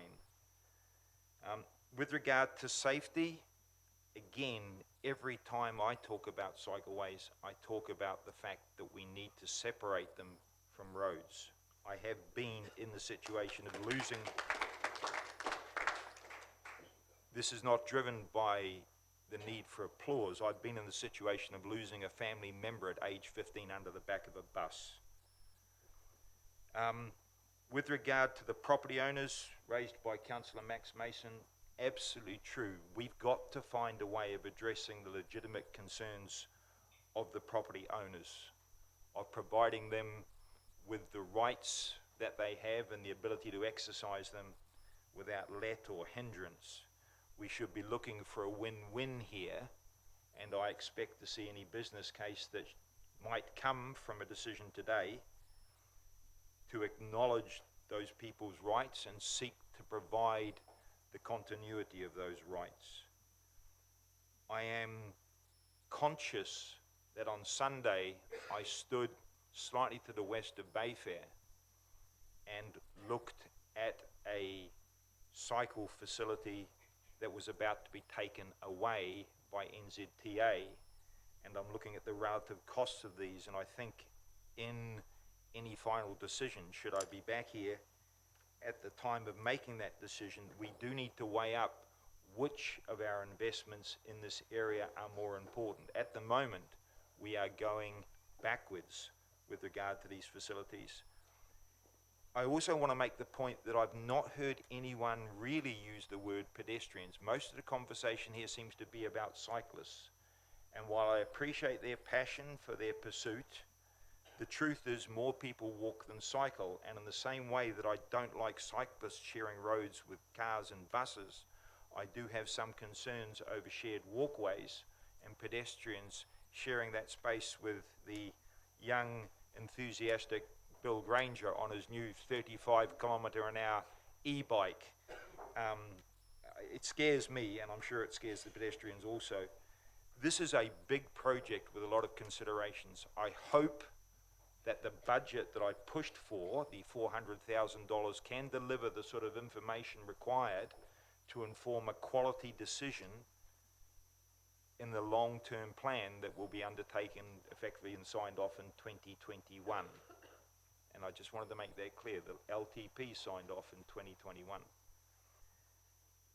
All those factors in consideration, particularly as I say the remarks of Councillor Steve Morris, of Councillor Rick Kurak, of Councillor Leanne Brown, of Councillor Catherine Stewart, and Councillor Max Mason, move me to support this moving to the next stage, knowing that it is not a commitment, and in that regard I would like to move an amendment to the motion in front of us. That we add a sentence that,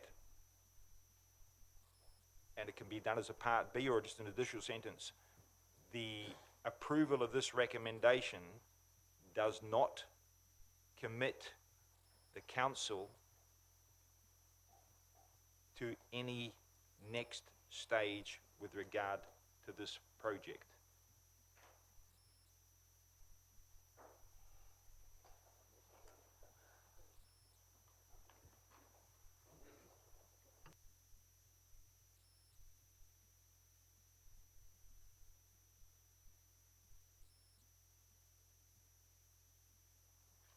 We have a habit, thank you, Councillor, we have a habit, Your Worship, sometimes of creating a level of expectation through a lack of discipline around our use of numbers, a lack of discipline through our use of words, what's recorded in the minutes, a lack of discipline sometimes in the pictures we use to promote things. I have criticised again the consultation material used in this project, the engagement, and a number of projects that have been initiated where clearly, as I described it to someone, there was so much spin that if it was a bowling ball, you couldn't have got it to the other end of the green. We just need to make clear, and I think we need to make it explicit, that this decision isn't a commitment to every stage that follows to ultimate delivery, but rather is a decision by this council to provide quality information so the next council can make an informed decision with regard to the LTP.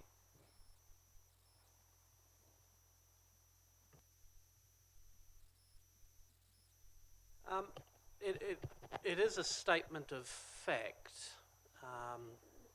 I don't believe it's necessary in terms of a resolution. If it could be reflected in the minutes, perhaps, so that when a future council reviews the documentation, it's in there. But it is a statement of fact, and that is how council operates. No council binds a future one, and particularly in regard to the recommendation, this is just the next step, getting the information we require to make an informed decision. So I'm going to vote against it because I don't think it's necessary in terms of a resolution.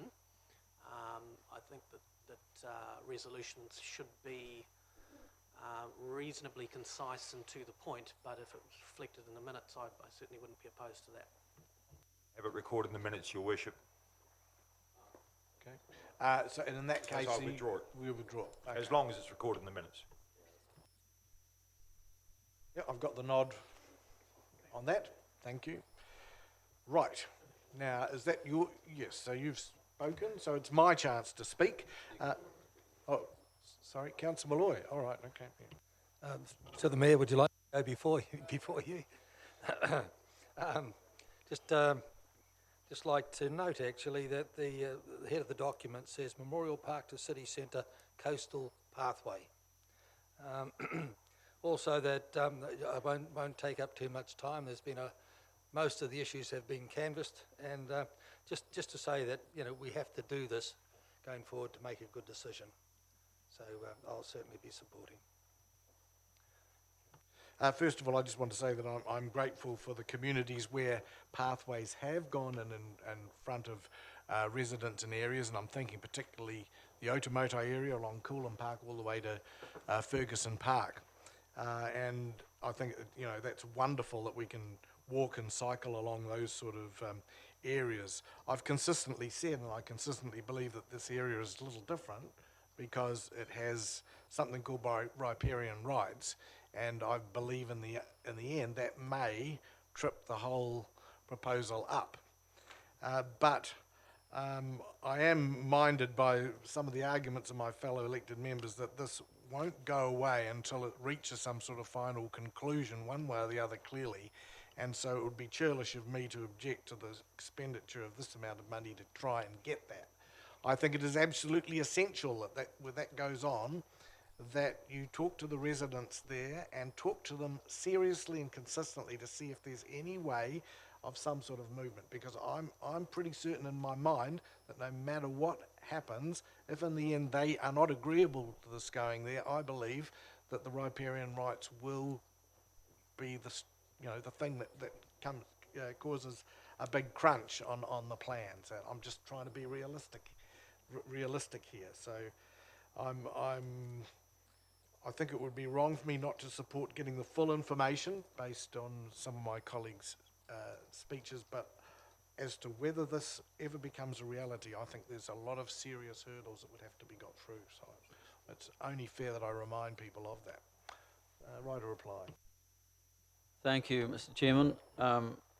There's been some very good speeches, and I'll just acknowledge a couple of them, as has been done by my colleague, who was more or less giving a right of reply, even though he wasn't the mover. Councillor Morris made good points about this, and it is about, it ultimately in the LTP will become a matter of priorities, but really timing. Sometimes you do have to time things so that they can fit the appropriate process. Councillor Mason acknowledged the property owners, and I do too, and I think we all understand how they may feel. I urge them to work with us and with the community, because it can be of benefit to them as well. And I have seen people over my years in politics who steadfastly oppose something only to lose at the end, and then find it has wasted a lot of good years of their lives. And instead of working together with things that perhaps they're not too happy about, they can mould them, they can gain concessions, they can get things that will address some of their concerns, instead of making it a die-in-the-ditch kind of proposal. The Mayor made a comment in the newspaper this week, I think, which I was very pleased to see. He said, the history of this place is littered with projects that haven't been bold enough. The first Harbour Bridge was only one lane. Thank goodness Council went ahead and got the land at Route K and so on. And it isn't just roading projects that this applies to in our city. We have not been bold enough for probably 20 or 30 years in developing things in this city that are aspirational, that will be a blessing to many, many people. Museums, for example, dare I mention it. Aquatic facilities, Bay Park and the ASB Arena were massive projects that some councillors had the boldness to take on and see through. And I believe this coastal pathway will be one of them. I remember not that many years ago, Pilot Bay Boardwalk was considered to be something that was a waste of money and was going to ruin the picnic area, and it is now one of the most favourite spots in town. I believe this coastal pathway will be also a fantastic asset to the city if we are able to achieve it. Let's stop making decisions at the very beginning about costs. Let's go through the process and then find out whether there are ways to pay for it. It is not the ratepayer that has to pay for everything. You know, sometimes you have good days and bad days. I had a bad day recently. There was a headline which said Rotorua gets $20 million from the government towards their $55 million museum renovation. And as I read the article, I discovered that the council was only putting in $15 million. All of that sounded too familiar for me. You know, when we start a project, we can find ways to fund it if we are committed to it. It is not doesn't all have to fall on the ratepayer. There we have TECT in the city. We have government funding through this, what do we call it? Jane Jones's fund, I guess we'll call it, but Provincial Growth Fund. But there are other things. NZTA right now is broke, but it may not be by the time this project comes on board, and they have signalled the importance of cycleways, and we may get that extra financial assistance rate by the time we are ready to begin construction. Let's not limit the funding sources at the beginning. Let's discover the cost of the project and do it properly and do it well so that we can be all proud of it in the city and continue to make this the greatest place in New Zealand to live. Thank you.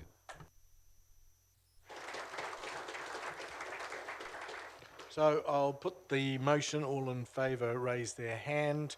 There's myself, Councillor Malloy, Councillor Kurak, Morris, Clout, Robson, Mason, Brown and Baldock, and against Councillor Stewart and Granger. So that motion for the expending the $400,000 for the next stage is carried.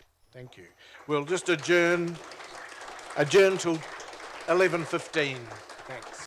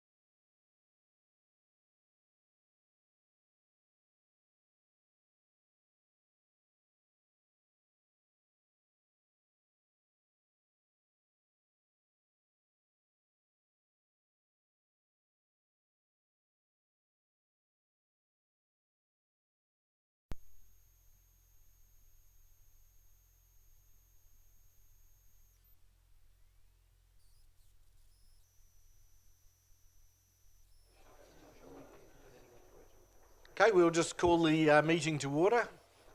It's perfect timing actually, because I was down to read a dinosaur book to the children in the library, and I was able to get down there just in time,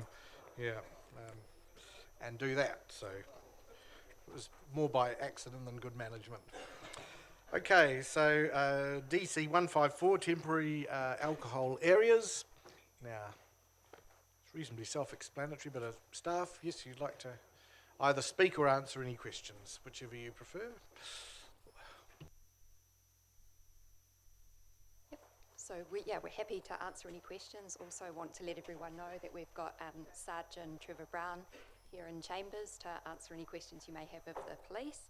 And so our alcohol control bylaw, or clause 8 of that bylaw, allows us to set temporary alcohol-free areas for the purposes of minimising alcohol harm, and in particular for those temporary alcohol-free areas are put in place to support the police to manage public order and obviously reducing alcohol harm over the summer period, New Year period, and specific events during January. So the report proposes 7 temporary free alcohol events that the police support. So that's Councillor Morris, question, and Councillor Brown. Thank you. Does the proposed areas include the Wairaki Street car park, which I think is in the beach reserve, or is it belonging to transportation? Because that's where we had some issues resulting in the installation of a camera, etc. So in the alcohol control bylaw, that when we went out for consultation, that issue came up, and that is part of the it's a permanent temporary ban through the bylaw. Yep. Probably questions through to the police. Is there any need to include Arataki Park? It's page 178 is the map, and the area that we've done around it is right to the fringe of, but it would seem like under SIPTED and perhaps all the trees and the nature of the park, that maybe we should be including Arataki Park. So perhaps a question for the police, if there's any need for that, or is it on watch? I just double check. I think Arataki Park's permanently alcohol free. Yeah. Thanks. Thank you, Councillor Morris. Yeah. Thank you. Just on Arataki Park again. Looking at on the map, there is Granada Street, part of Girvan Road, and Monowai Street, and a few cul-de-sacs coming off that which are not included. However, Gloucester Road, Evesham Road, etc. Would it be of benefit to, as well as the park, include those streets as well?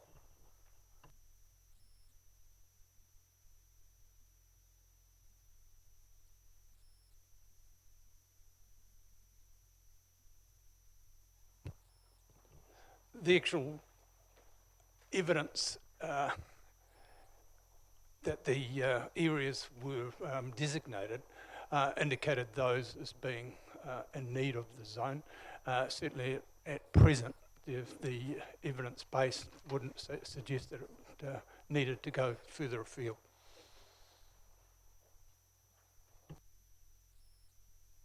More questions, in which case, Councillor Stewart. Thank you. Through the chair, and probably to Gareth, Soper Reserve. Have you got any comment or feedback to make on Soper Reserve with regards to the alcohol ban with regard to events being held? So there are 7 concerts planned for Soper Reserve for this coming summer. So one is on Labour weekend, and then there's another up to 6 concerts planned for that kind of New Year period. So police have requested it to cover those concerts and any issues that they may get around that. So an alcohol ban for that? Correct, yeah. So those concerts would still get a special licence which supersedes that, but that's for within the park. Yeah, so this is to control any public disorder on the street beforehand or afterwards. Clarifying. I'm prepared to move at the right time. Thank you. I so move. reply, I should say. questions have run. So moved by Councillor Morrison, seconded by Councillor Brown. Briefly, no, I just want to acknowledge and thank the police for the way in which they work with council and the evidence base which goes into the development of these alcohol-free areas. In particular, Ocean Beach Road, which was adopted by council last year over the summer months, and we got some good evidence in terms of issues that occurred down there and things that were resolved. So thank you for that, and I do commend it to council.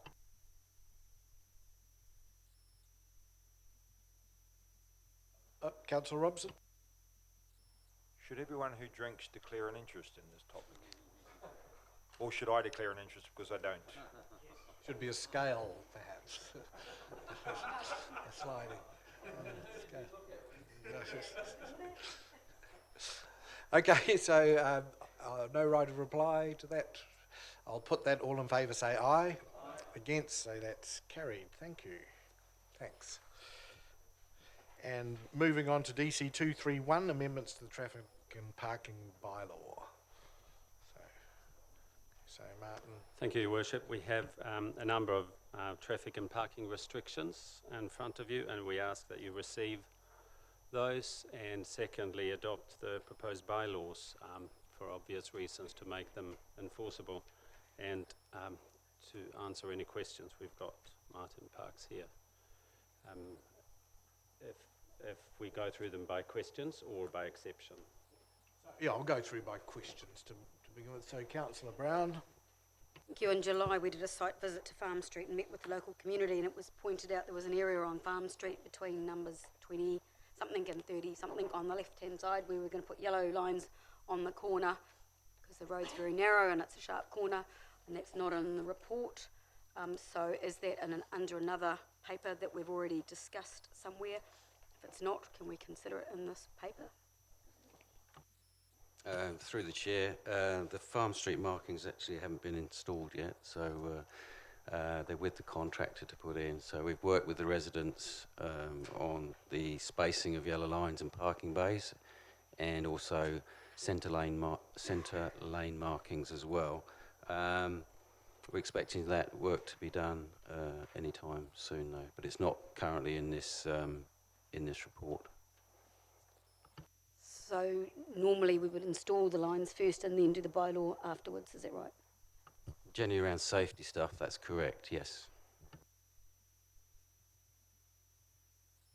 Thank you. Through the chair, 2 questions to Martin. On page 187 in Aviation Ave, says there prohibited stopping and standing vehicles. Who was the safety concern raised by?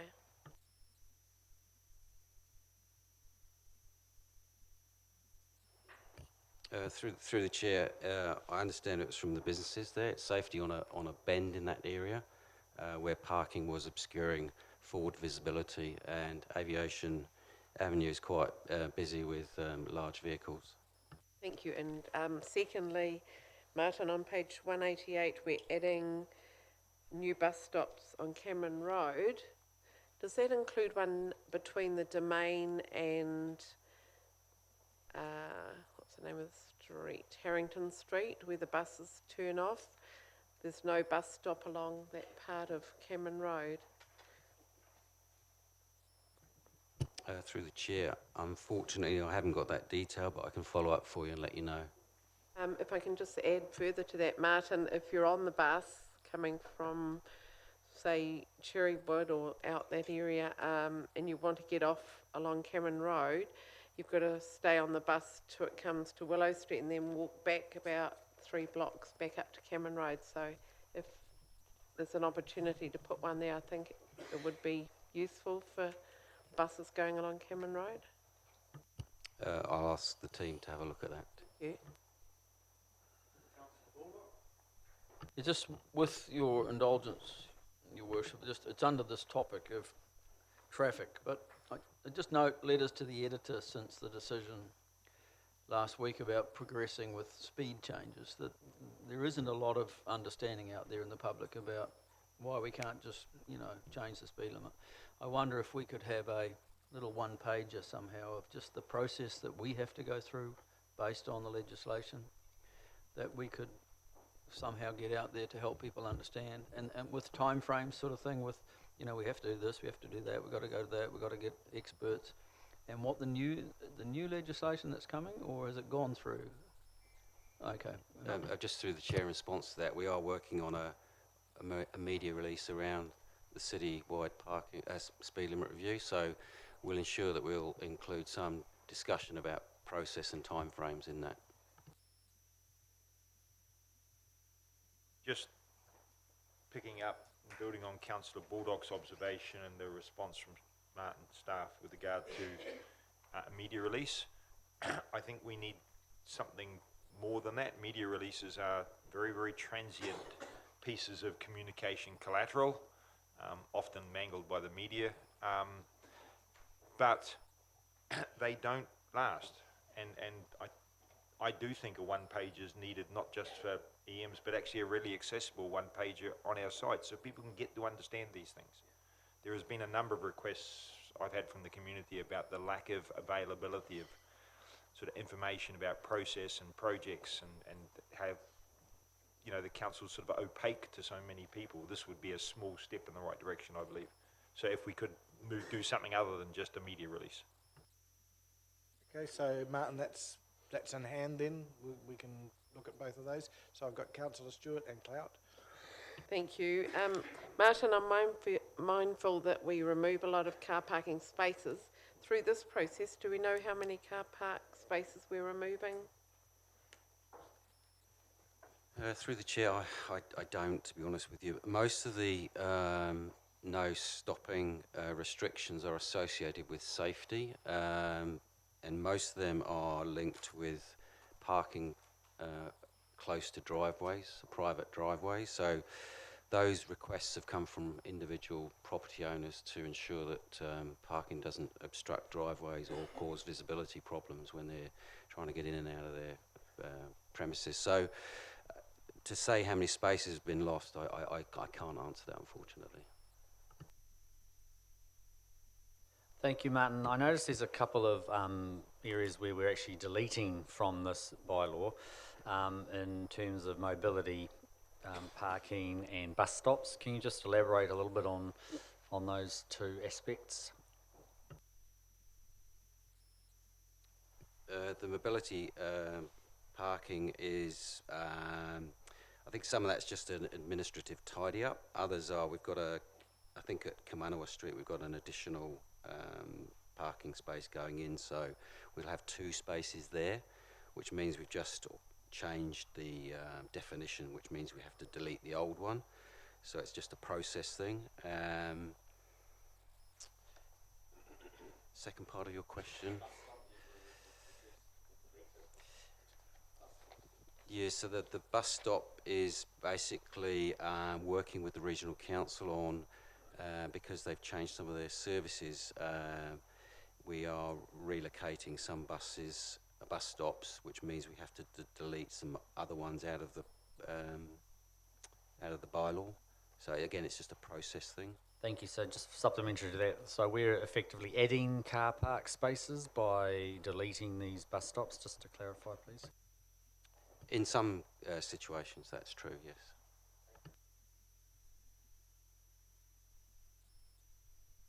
Okay, anybody want to move?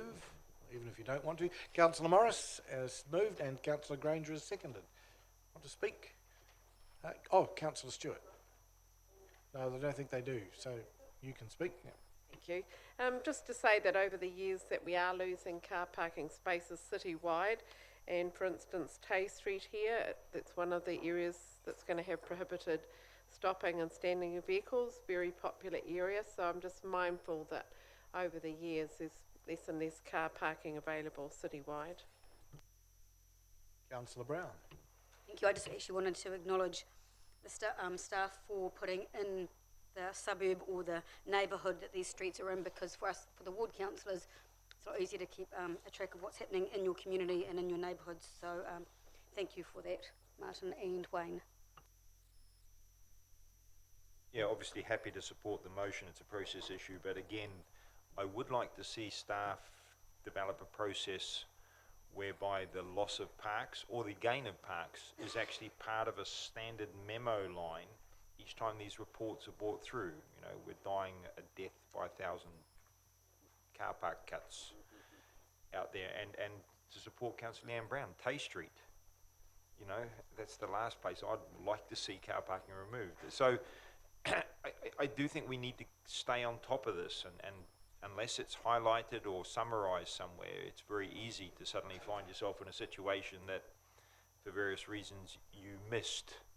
So, not looking to make an amendment, but just put it on the record.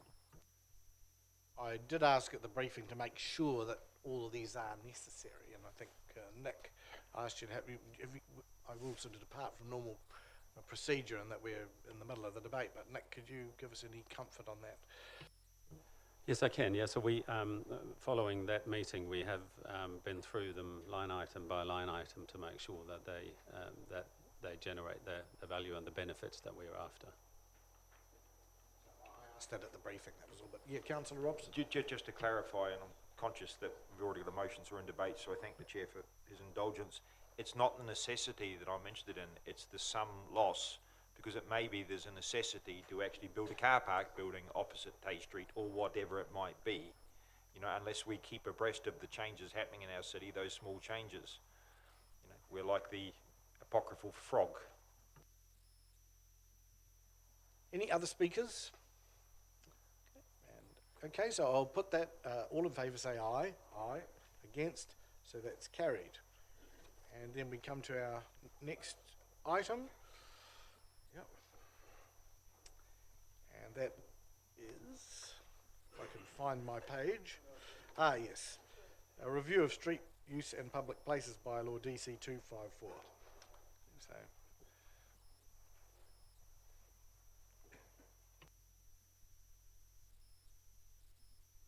Rebecca, did you want to speak to it, or do you want just people to ask any questions and we're at it? It's up to you.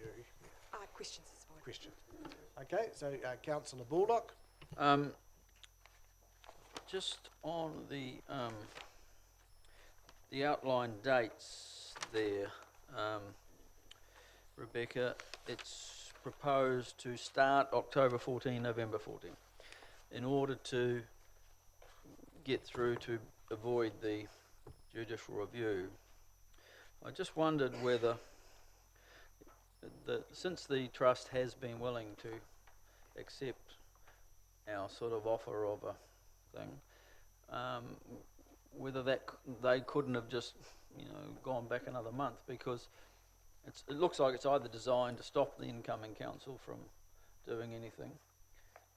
Another few weeks would have enabled the first council meeting for them to have decided, do they want to go this way or that way. Was there any discussion with the Trust that maybe March was just a bit too tight? We did have discussions. I'm just wary of moving into confidential conversations that we have had to deal with that. But we did have conversations. We've also had conversations with the court around timeframes and things like that, and it's more the being able to push the court's timeframes out further. We haven't had a date yet set down for a hearing.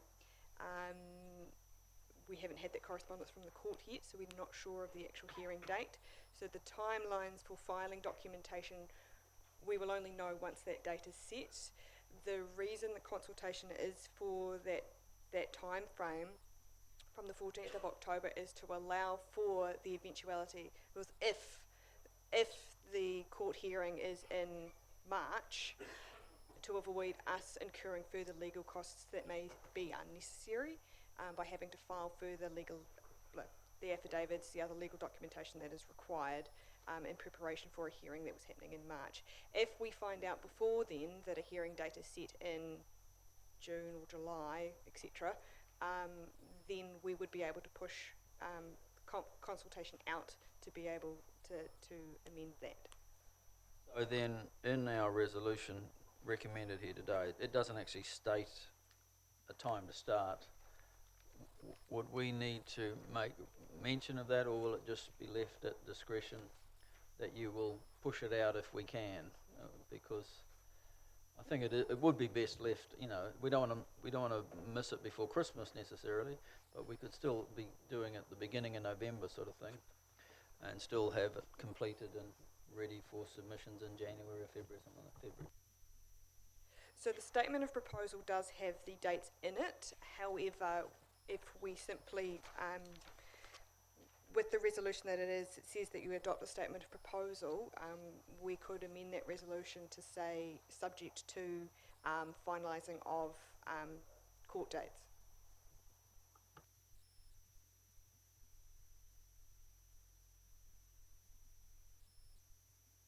More questions? Councillor Clout. Thank you. This question, I think, is fundamental to the outcome of this bylaw, and what I just want to clarify is this 5 metre rule.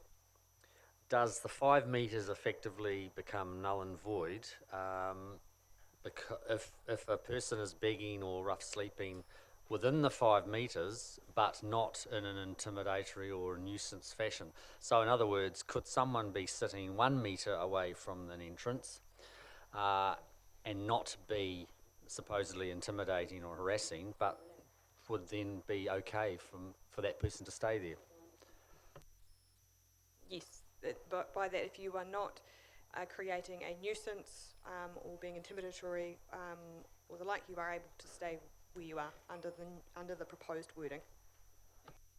Imagine if you or your stuff is blocking a doorway, that does constitute a nuisance. Yeah.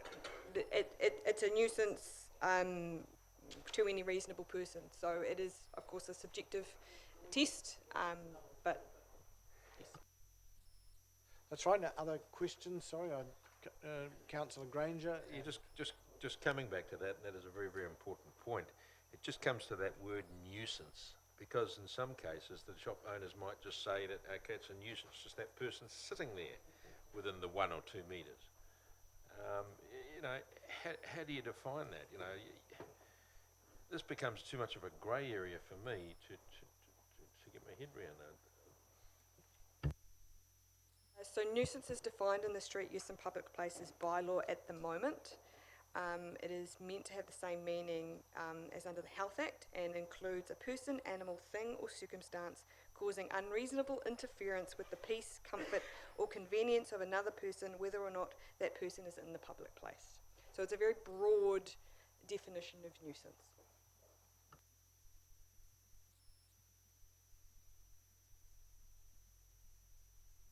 Could I ask Rebecca how, what knowledge of the bylaw do the beggars typically have? I mean, they're pretty sort of up to it, or they know about it? I mean, yeah, just got an idea of you know, how they're feeling and thinking and the knowledge of it.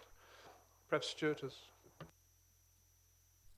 From what I understand from the enforcement team is that since the loss of staff member, they haven't had that connection as much as they used to with the street peoples. I can't speak for them as to whether or not they are aware of the bylaw or not, but the support services that work with them do know that this bylaw exists, but I don't know whether or not they are aware that it's there. But it is definitely, I imagine those who have been coming into contact with our enforcement officers are aware of the restrictions around the bylaw.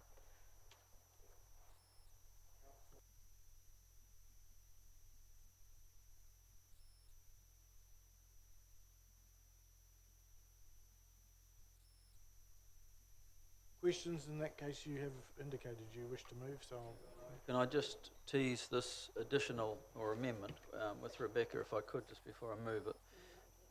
If B then said adopt the statement of proposal attachment B for community consultation, subject to delaying consultation if court date allows, would that be sufficient to achieve what I think we need to achieve? Yeah, that would be sufficient. That's their intent, that we are to push consultation if we've got the ability. We've got a bit of room.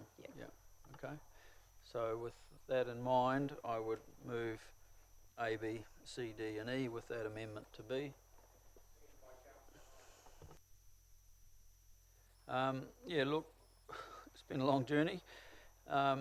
This is not what we agreed to, but it is pretty close to it, and I think that inclusion of the word, as we discussed when we resolved to actually go and talk to the trust about whether they would accept this amendment, the inclusion of nuisance does add a little bit more.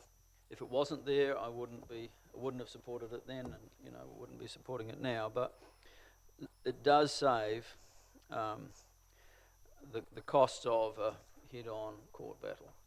And maybe we'll end up there, maybe the future council will end up there, maybe they will decide to go ahead and stick with it. But in my opinion, this wording still conveys to the general population. I don't think the beggars and rough sleepers are lawyers and experts on finer points of the law. The message has already been put out there that within 5 metres, it's a no-go zone. And if I refer to Sally Benning's email, which she sent, hoping that we wouldn't, amend it in any way, but she says that I believe the change has been very noticeable and dramatic, and I receive many, many comments from the public now as to how great it is I'm just quoting you, Sally, how great it is to have their village back, no longer afraid to come shopping in Gretton and use the bank machines. And as I said in the debate some weeks ago, I went into the cafeteria on Chadwick Road and the proprietors there recognised me and immediately said, look, it's really made a difference. So I think we've tried to walk a fine line between backing down completely but maintaining enough of the wording of the original bylaw so that the message is still pretty clear. If we go through with the process, there's still flexibility. The bylaw won't change until we've gone through consultation and then decided on what it would be. If we see the situation deteriorating again because of this amendment, the future council can then go back to the original and decide if they wish to fight it to the end and spend what is going to have to be a cost. When you look at the costs that are given to us in consultation, in the public excluded part, the cost of another round of consultation is minuscule compared to entering into a High Court battle. So I think it is the best thing to do right now, and I hope people like Sally who've emailed and others that we've been receiving, they will simply understand we are really standing firm to what we want to achieve for the benefit of the community, but a little bit of tweaking was necessary in order to avoid the challenge. And it would have been nice if there hadn't been a challenge really, but there was, and that's just the way it is. So I hope members will support going forward with this.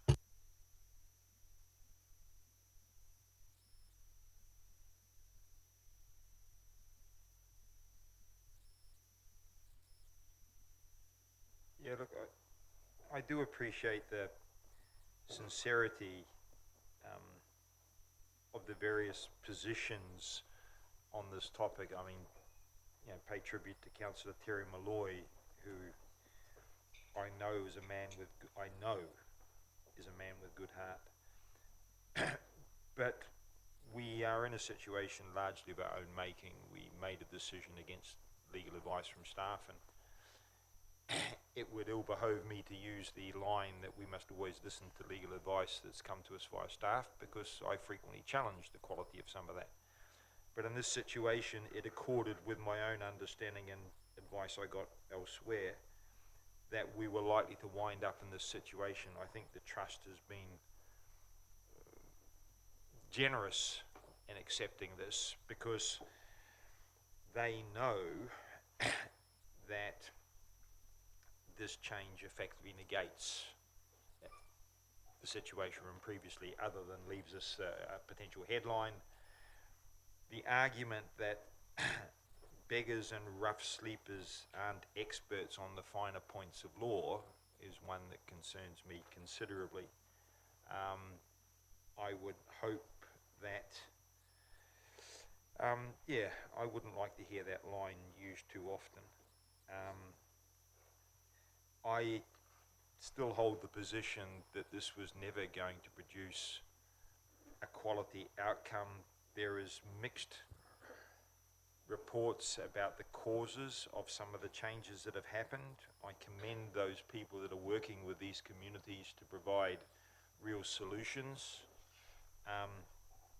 As it currently stands, I'm minded that it needs to go to community consultation. This is a good thing, but as for the rest of it, there is an enormous amount of resource and energy, time and cost being used in this. It's not all properly reported or recorded. I would love to have seen it gone to a better, more positive end. So, on balance, I remain opposed, primarily around the substantive issue.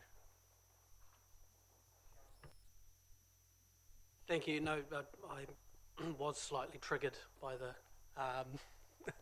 the statement, which is a true and correct record if you look at it from collective responsibility. It is a decision of our own making, because I know people like to take collective responsibility for successful things as well. But I would just make it known that not all councillors supported this course of action from the beginning. And in fact, I know of at least a couple that supported this wording right from the beginning. And we have taken a couple of years, a lot of money, and as well as listening to the legal advice, if those who were in favour of the bylaw had listened to their colleagues as well, we wouldn't be in this situation. Other speakers? Councillor Clout. Thank you. I will not be supporting this motion. I've had a fair bit of feedback from retailers over the last few days applauding the success of this current bylaw.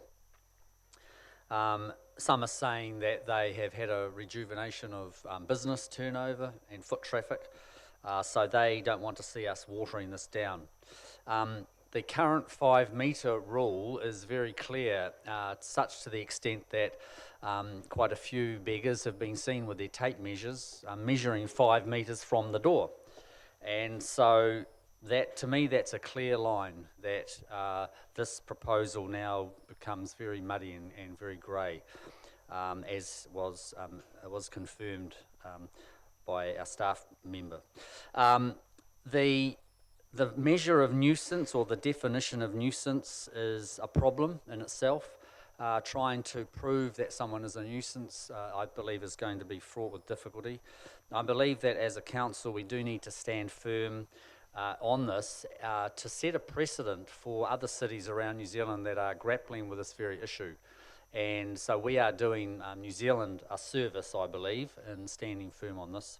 We talk about human rights of beggars and rough sleepers, and obviously that's important to take into consideration. But I also believe we need to consider the human rights of those law-abiding retailers that are trying to make a decent living for themselves and their family. So I'll be voting against this.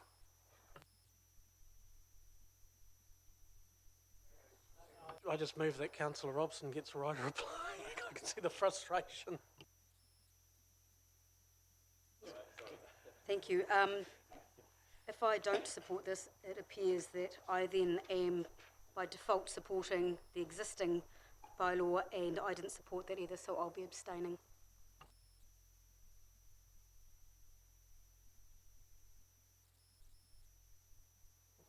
Thank you.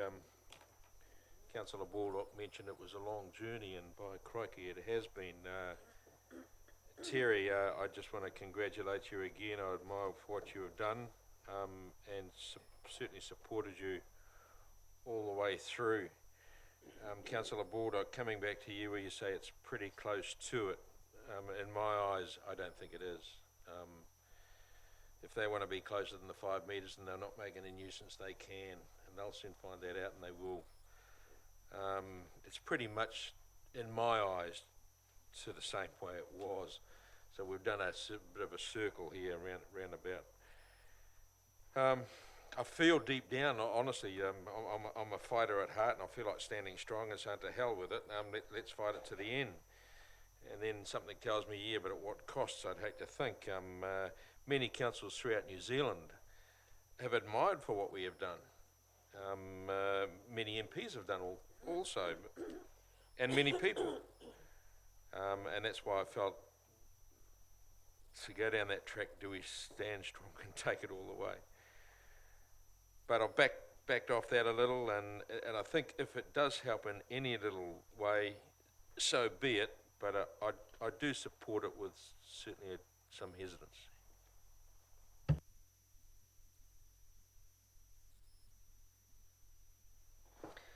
I'll support it mainly because it's going out for community consultation. The whole issue, I think, while it's impacts on local people, central government just don't put enough resource into helping the people who need the help the most. And it's not perfect by any means, but as I said, the main reason I'll support it is because it goes out for community consultation. Yeah, I won't support it. I think that's what tends to continually get forgotten here is that this is not just one intervention in its own right. It's a suite or a basket of interventions. There's a whole bunch of things that are helping people who want to be helped. We play a good part in that, and I'm proud of that. But I think there are people in the world who will take advantage of situations, and I don't see any reason why we can't continue for those beggars to be continue with what they like to do outside the 5 metres. Fundamentally, we are trying to protect all people who work and live in the city centre, and those retailers are absolutely paramount of importance, and they're the ones who, to my mind, have been terribly bullied and very, very negatively impacted on by a few people who don't play the game. And I think, no, I'm not for turning. We should stick to our guns. Margaret Thatcher, yeah, I recognise that quote. Yeah, the lady's not for turning, yeah. Other speakers? For me, it's quite a tricky one, because obviously I was in favour of the original bylaw for the because I did feel we did need to protect our retailers, and I felt that government needed to step up to the mark in social policy and actions to address a need that was real, as opposed to a need that wasn't. I think there was a difference. I don't know quite sure how you tell the difference. The one thing that I'm actually quite happy about now is, after the police initially saying that they won't enforce the bylaw, I believe the inspector went on to say, but common law, or whatever you call it, they would. And so I'm grateful to know that when somebody rings up that they've been intimidated, stood over by a cash machine, otherwise harassed, or where various substances are being used or left behind, that they will act. And I think that's good. That's a good outcome. That was only reported the other day. So, I mean, that's one positive thing, but I'm inclined to stand staunch on the premise that is the human right of people with businesses to have totally unimpeded access to their business, and for the rest of the community to go about their day unharassed in any way. So my intention at this stage is to vote against it. Other speakers? Or Councillor Valloy?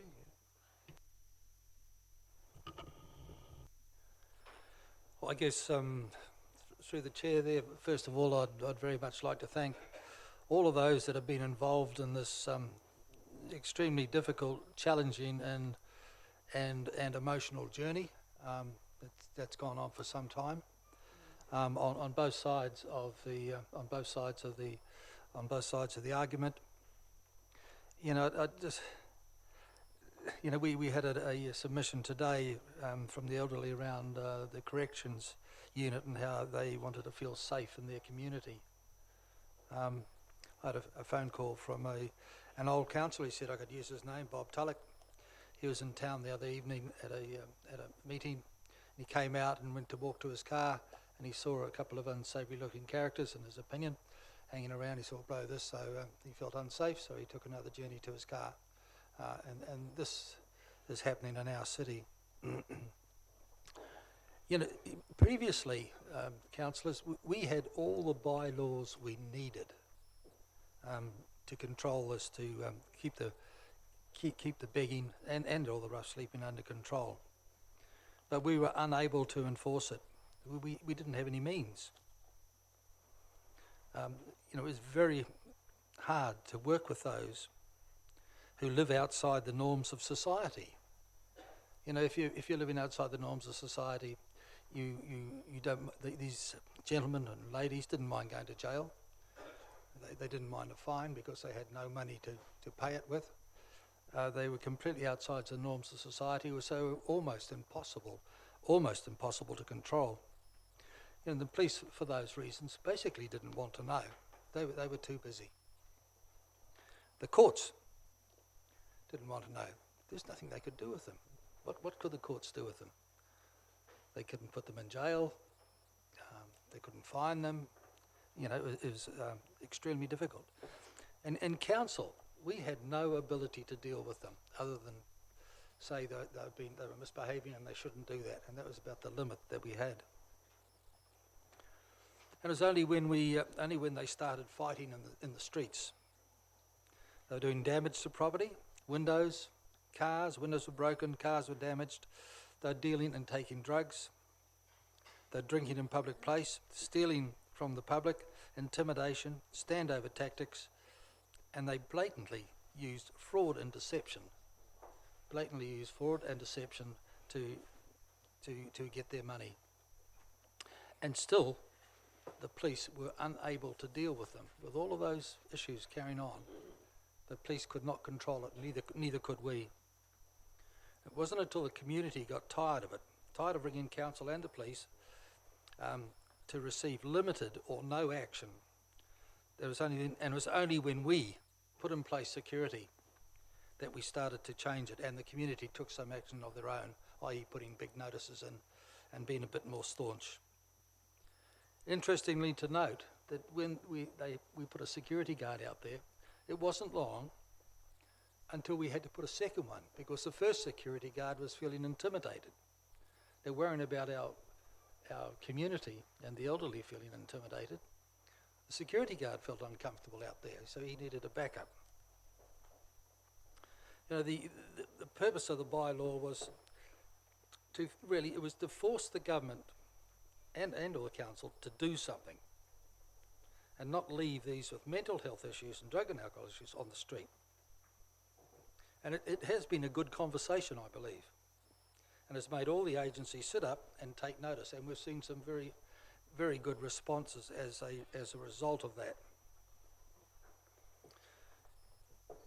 At the end of the day, it is only the government that can fix this problem, because it's based around inequality, affordable housing, homelessness, mental health, drug and alcohol problems, and they are all issues the government needs to be dealing with. It has to stop leaving these failures on our streets. And I can't support this watered down bylaw. It basically takes us back to where we were. You know, I only hope that our supporting agencies can keep this under control going forward. Tutuinga Whānau, who've done wonderful work for a number of years. You know, Salvation Army, the Men's Shelter, the Women's Shelter, People's Project now, and other support groups. You know, they, if this went through as supposed, it would leave us back where we were. So let's hope they can keep it under control, because, you know, the bylaw change wouldn't do that. And, you know, if this went through, the council's going to really have to step up to help, and it'll cost us. Thank you.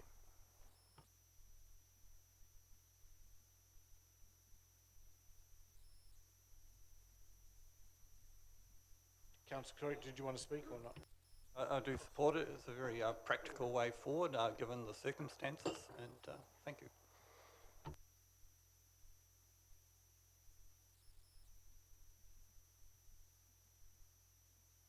Okay, so right of reply, Councillor Baldock. Thank you.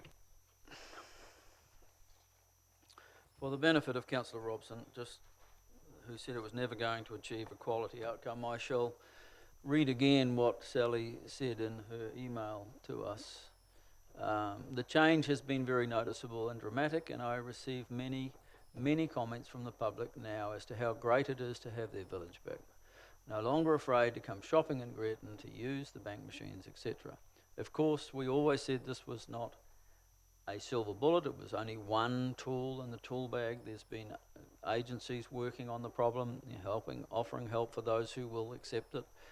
But this sent a clear message, and that message has worked. It did not require any prosecutions. It did not require our security guards out there to haul people off. It didn't require us to go fine people. It worked simply because we passed a bylaw that said this is not acceptable behaviour. And I urge my colleagues not to throw really the baby out with the bath water, because this was never about enforcement. It wasn't about the finer technicalities. It was about a message. And that message has worked, and I do not believe this slight amendment, it still carries the 5 metres. It still, if someone sits outside a door 2 metres away all day long with a sign, they are being a flipping nuisance. But you can't enforce it. You're not going to ring the police and get them to come. The police will come for intimidation because that is part of the law already. But it will enable the shop owner to come out and say, you're being a nuisance, and the bylaw says you can't be, move on. I mean, let's have some common sense here. If we do not accept this compromise, very slight compromise, with rough sleeping, if you're sleeping in the doorway, of course you're a flipping nuisance. You're blocking the access to someone's premise. If we don't accept this compromise and we want to go hard-nosed into court, some of you will never survive, I don't think, what's required to see it through with 150,000 and growing court costs if the trust decide to carry on with it. I don't believe they want to. I think they were seeking a little win-win too, and we ought to meet them and settle it today so that we can move on to other important things. If, as I said before, we find it suddenly deteriorates and goes back to where it was, and it was horrible, Councillor Malloy has explained it pretty well. If it goes back that way very quickly, we have an opportunity, or the next council, I mustn't assume that I'm going to be here, the next council has the opportunity through that consultation process to see what's going on and act accordingly in the best interests of everybody, and particularly the retailers that have been going through this for a long, long time. So I urge you, gentlemen, to reconsider and support this. No, you're already supporting it, so I didn't need to refer to you. So I shall conclude my comment. Okay, so all those in favour raise your hand. So there's Councillor Stewart, Kurak, Morris and Baldock. Okay, and yep, okay, so all those against, myself, Councillor Mason, Councillor Robson, Councillor Clout, Councillor Granger and Malloy. So that is lost. Oh. You're an abstention, so where does that give me my, okay. Did I already record you as a vote? Okay, and one abstention from, yeah, so I think it's lost. Yeah. So that is lost. We to the next item, DC 186, yes. Through you, Your Worship, a sort of point of clarification, can we get an indication from the Chief Executive what happens next? Because Councillor Baldock's quite reasonable argument at one level, does beg an answer to that question, I believe. If we are in effect rejecting the compromise suggested by the trust, where are we now currently placed? Through you, Your Worship, that would have been a very good question to ask prior to making the decision, I would have thought. Because essentially, you're asking what the consequences are of council not choosing to progress this negotiated agreement in good faith with the trust. I imagine that they will reignite the judicial review. To be clear, Your Worship, I was asking for the clarification of others. DC 186, basically the delegations over the electoral hiatus period, where in a sense the Chief Executive takes over roles that the Mayor would otherwise have in terms of civil defence and emergency management and other delegations as well. Through the chair, so I'll take the paper as read, but it is indicated as largely procedural. It's exactly the same as the delegations that were granted through the election hiatus in the 2016 training. The only other thing that we've just added for an abundance of caution was around the LGFA matters. Now that meeting is currently scheduled, I think, for the 21st of November, so may fall outside of that time period, but just if there was any decision that needed to be taken in that short period between the result being declared and then the inaugural meeting. So, as I say, largely procedural, and as you will see from the paper, that any exercise of these delegations would be made in consultation with the Mayor-elect and then reported back to the first council meeting. Councillor, Your Worship. Councillor Robson has moved. Question, yep. Does this indicate that the meeting is already set for the 25th of October as being the swearing in of the new council? We've put a placeholder, but recognise that it may need to move depending on when the results are declared, because we need to have 7 days between the result and the inaugural meeting. So the whole timetable may move depending on when the results are declared.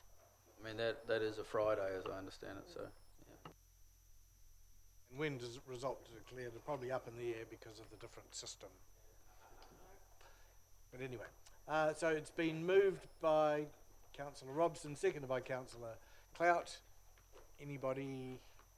Yes? Councillor Morris?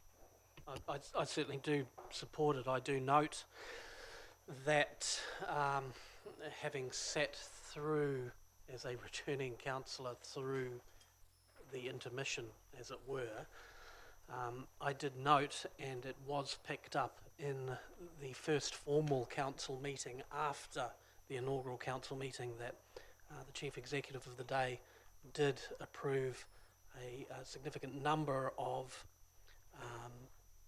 delegated decisions in the week before the inaugural council. The inaugural council, Tauranga City was the last of the Bay of Plenty councils to hold its inauguration. Regional Council, Western Bay, what have you, had all had their inaugural meeting before those delegations were exercised. So it is important to recognise the accountability of elected members to the public, and that it is their representatives who should be making all decisions. That is the rule. This is the exception. So yeah, I just make those observations. Okay, so I'll, as soon as you write a reply, I'll put that. All in favour say aye. Against. So that's carried, and now we adjourn. We resume the meeting at 1 o'clock. Thank you.